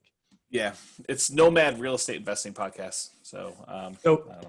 Yep. Really quickly, thoughts. What are your goals on analyzing multifamily properties? It's different for everybody. I put a lot of weight on cash on cash. You need to figure out what's reasonable in your market and then set your personal minimum and stick to it. And then how can you add value? Like we've talked about, improving rents, improving management, improving the property, getting bad tenants out. If you have tenants in your property that are, I've ended up with like, what's the word I'm looking for? Registered sex offenders in the property that aren't supposed to be there. Get them out. Do you have people dealing drugs or getting into your building and doing that kind of stuff? Get them out. Like this is not hesitate. This is take care of that stuff so other people want to live in your property. Run conservative best and worst cases, which I hope you guys saw tonight. It's like, this is what rent is when they're selling it. This is what I think I might be able to get. This is what I hope I might be able to get. What's reasonable? Go back and look at that. Go back and look at that. Go back and look at what is the break-even case? How bad does it have to be before you're break-even? Or how bad does it not have to be? If you had 2 units that were vacant, out of 17 and you're like, well, I can't afford to keep the property, that's not a good deal for you. Rent's the biggest unknown. We have other classes that kind of show you how to figure this out. So I won't cover that here. Go do the work to get realistic inputs. Call your insurance guy, call a contractor, go look on Home Depot. How much do cabinets cost? Call your property manager. How much does it cost to redo a bathroom, right? Know your market. I'm going to add one more thing to this, and I hadn't really said this before, so pay attention if you've listened to everything else and you haven't heard this.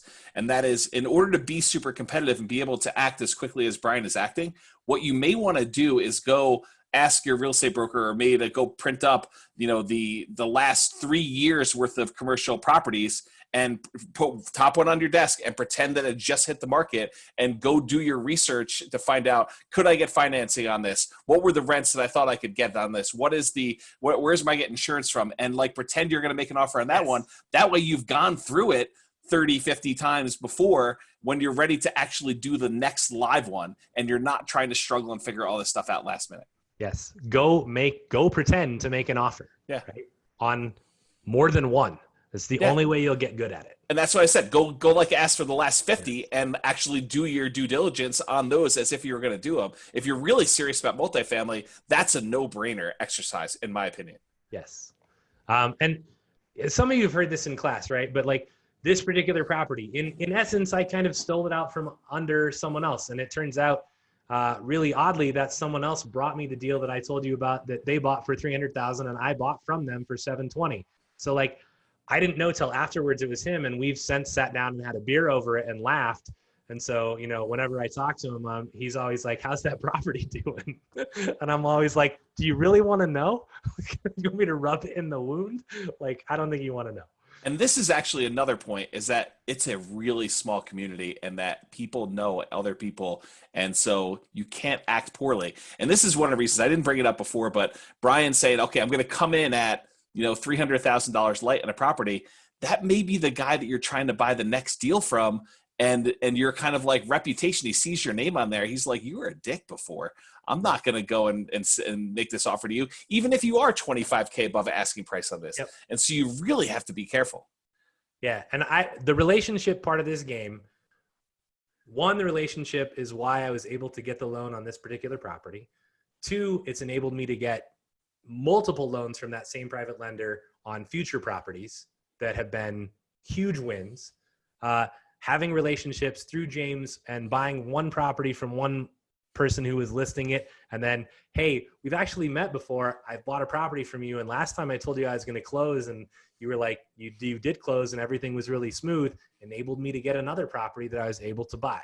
Right? All of those things add up. This is not a game of I'm just going to start and I'm going to go win. And I am definitely out to win when I'm trying to buy a property and I think it's a good deal. Like, I am going to fight hard, but I'm also very cognizant of the relationship, because like, otherwise, I mean, like, if I can't go sit down and have a beer with that guy, he never brings me another deal. He never calls me again. Right. Yeah. He's like, oh, you're the jerk that took my deal. And I'm like, I didn't know. Right. I'm going to go sit down and buy him dinner and be like, hey, I just found out it was you. I'm really sorry. Like, I had no idea. Right. Yeah. Like, or they're the broker on the next 3 deals that come across. And because you didn't act fairly or you act poorly, then you're not getting any of them. Right. And your agent's reputation matters too. And so you got to be careful. You could be trying to like squeak one out and lowball someone for $250,000 to get the next deal done, but that may affect Brian on his next deal because, you know, I was the agent on that deal where you came in low. And so don't be surprised if I say, you know, I think I'm not a good fit for you. Right. And I decide to pass and just work with people that are really aggressive and we get offers accepted. Yeah. And make sure you're following through. Like, if you're going aggressive and then you're backing out on all the deals, like, it's okay to back out, like, for good reasons. But if you're like, oh, I just decided I don't want to pay that much. Yeah. Not good. Know your market, look at actual maintenance and cap expense dollars, you know, what's enough. In summary, don't let the larger properties scare you away. Many times it's just an extra zero for cost and it's just an extra zero for income. You do the same amount of work to buy the property. You have to call somebody to get insurance. You have to like get one loan. It's the same amount of work. You can make a lot more in many cases by adding that zero. Validate your assumptions for income expenses. Have larger reserves. You got to add a zero to that one too.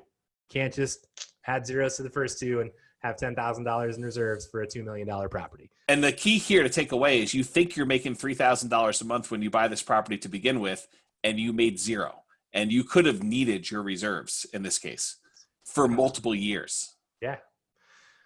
Find opportunities to increase the property value. Many times this is just as simple as hiring a great property manager and raising rents and getting good tenants. Many times the opportunity comes over time. You can't just correct everything for 50 units in a year. It just doesn't happen unless you're just like, I'm going to cram $1 million into the building. You're going to turn it over time. You can't just fix it all like you can in a single family home. So patience is definitely important here.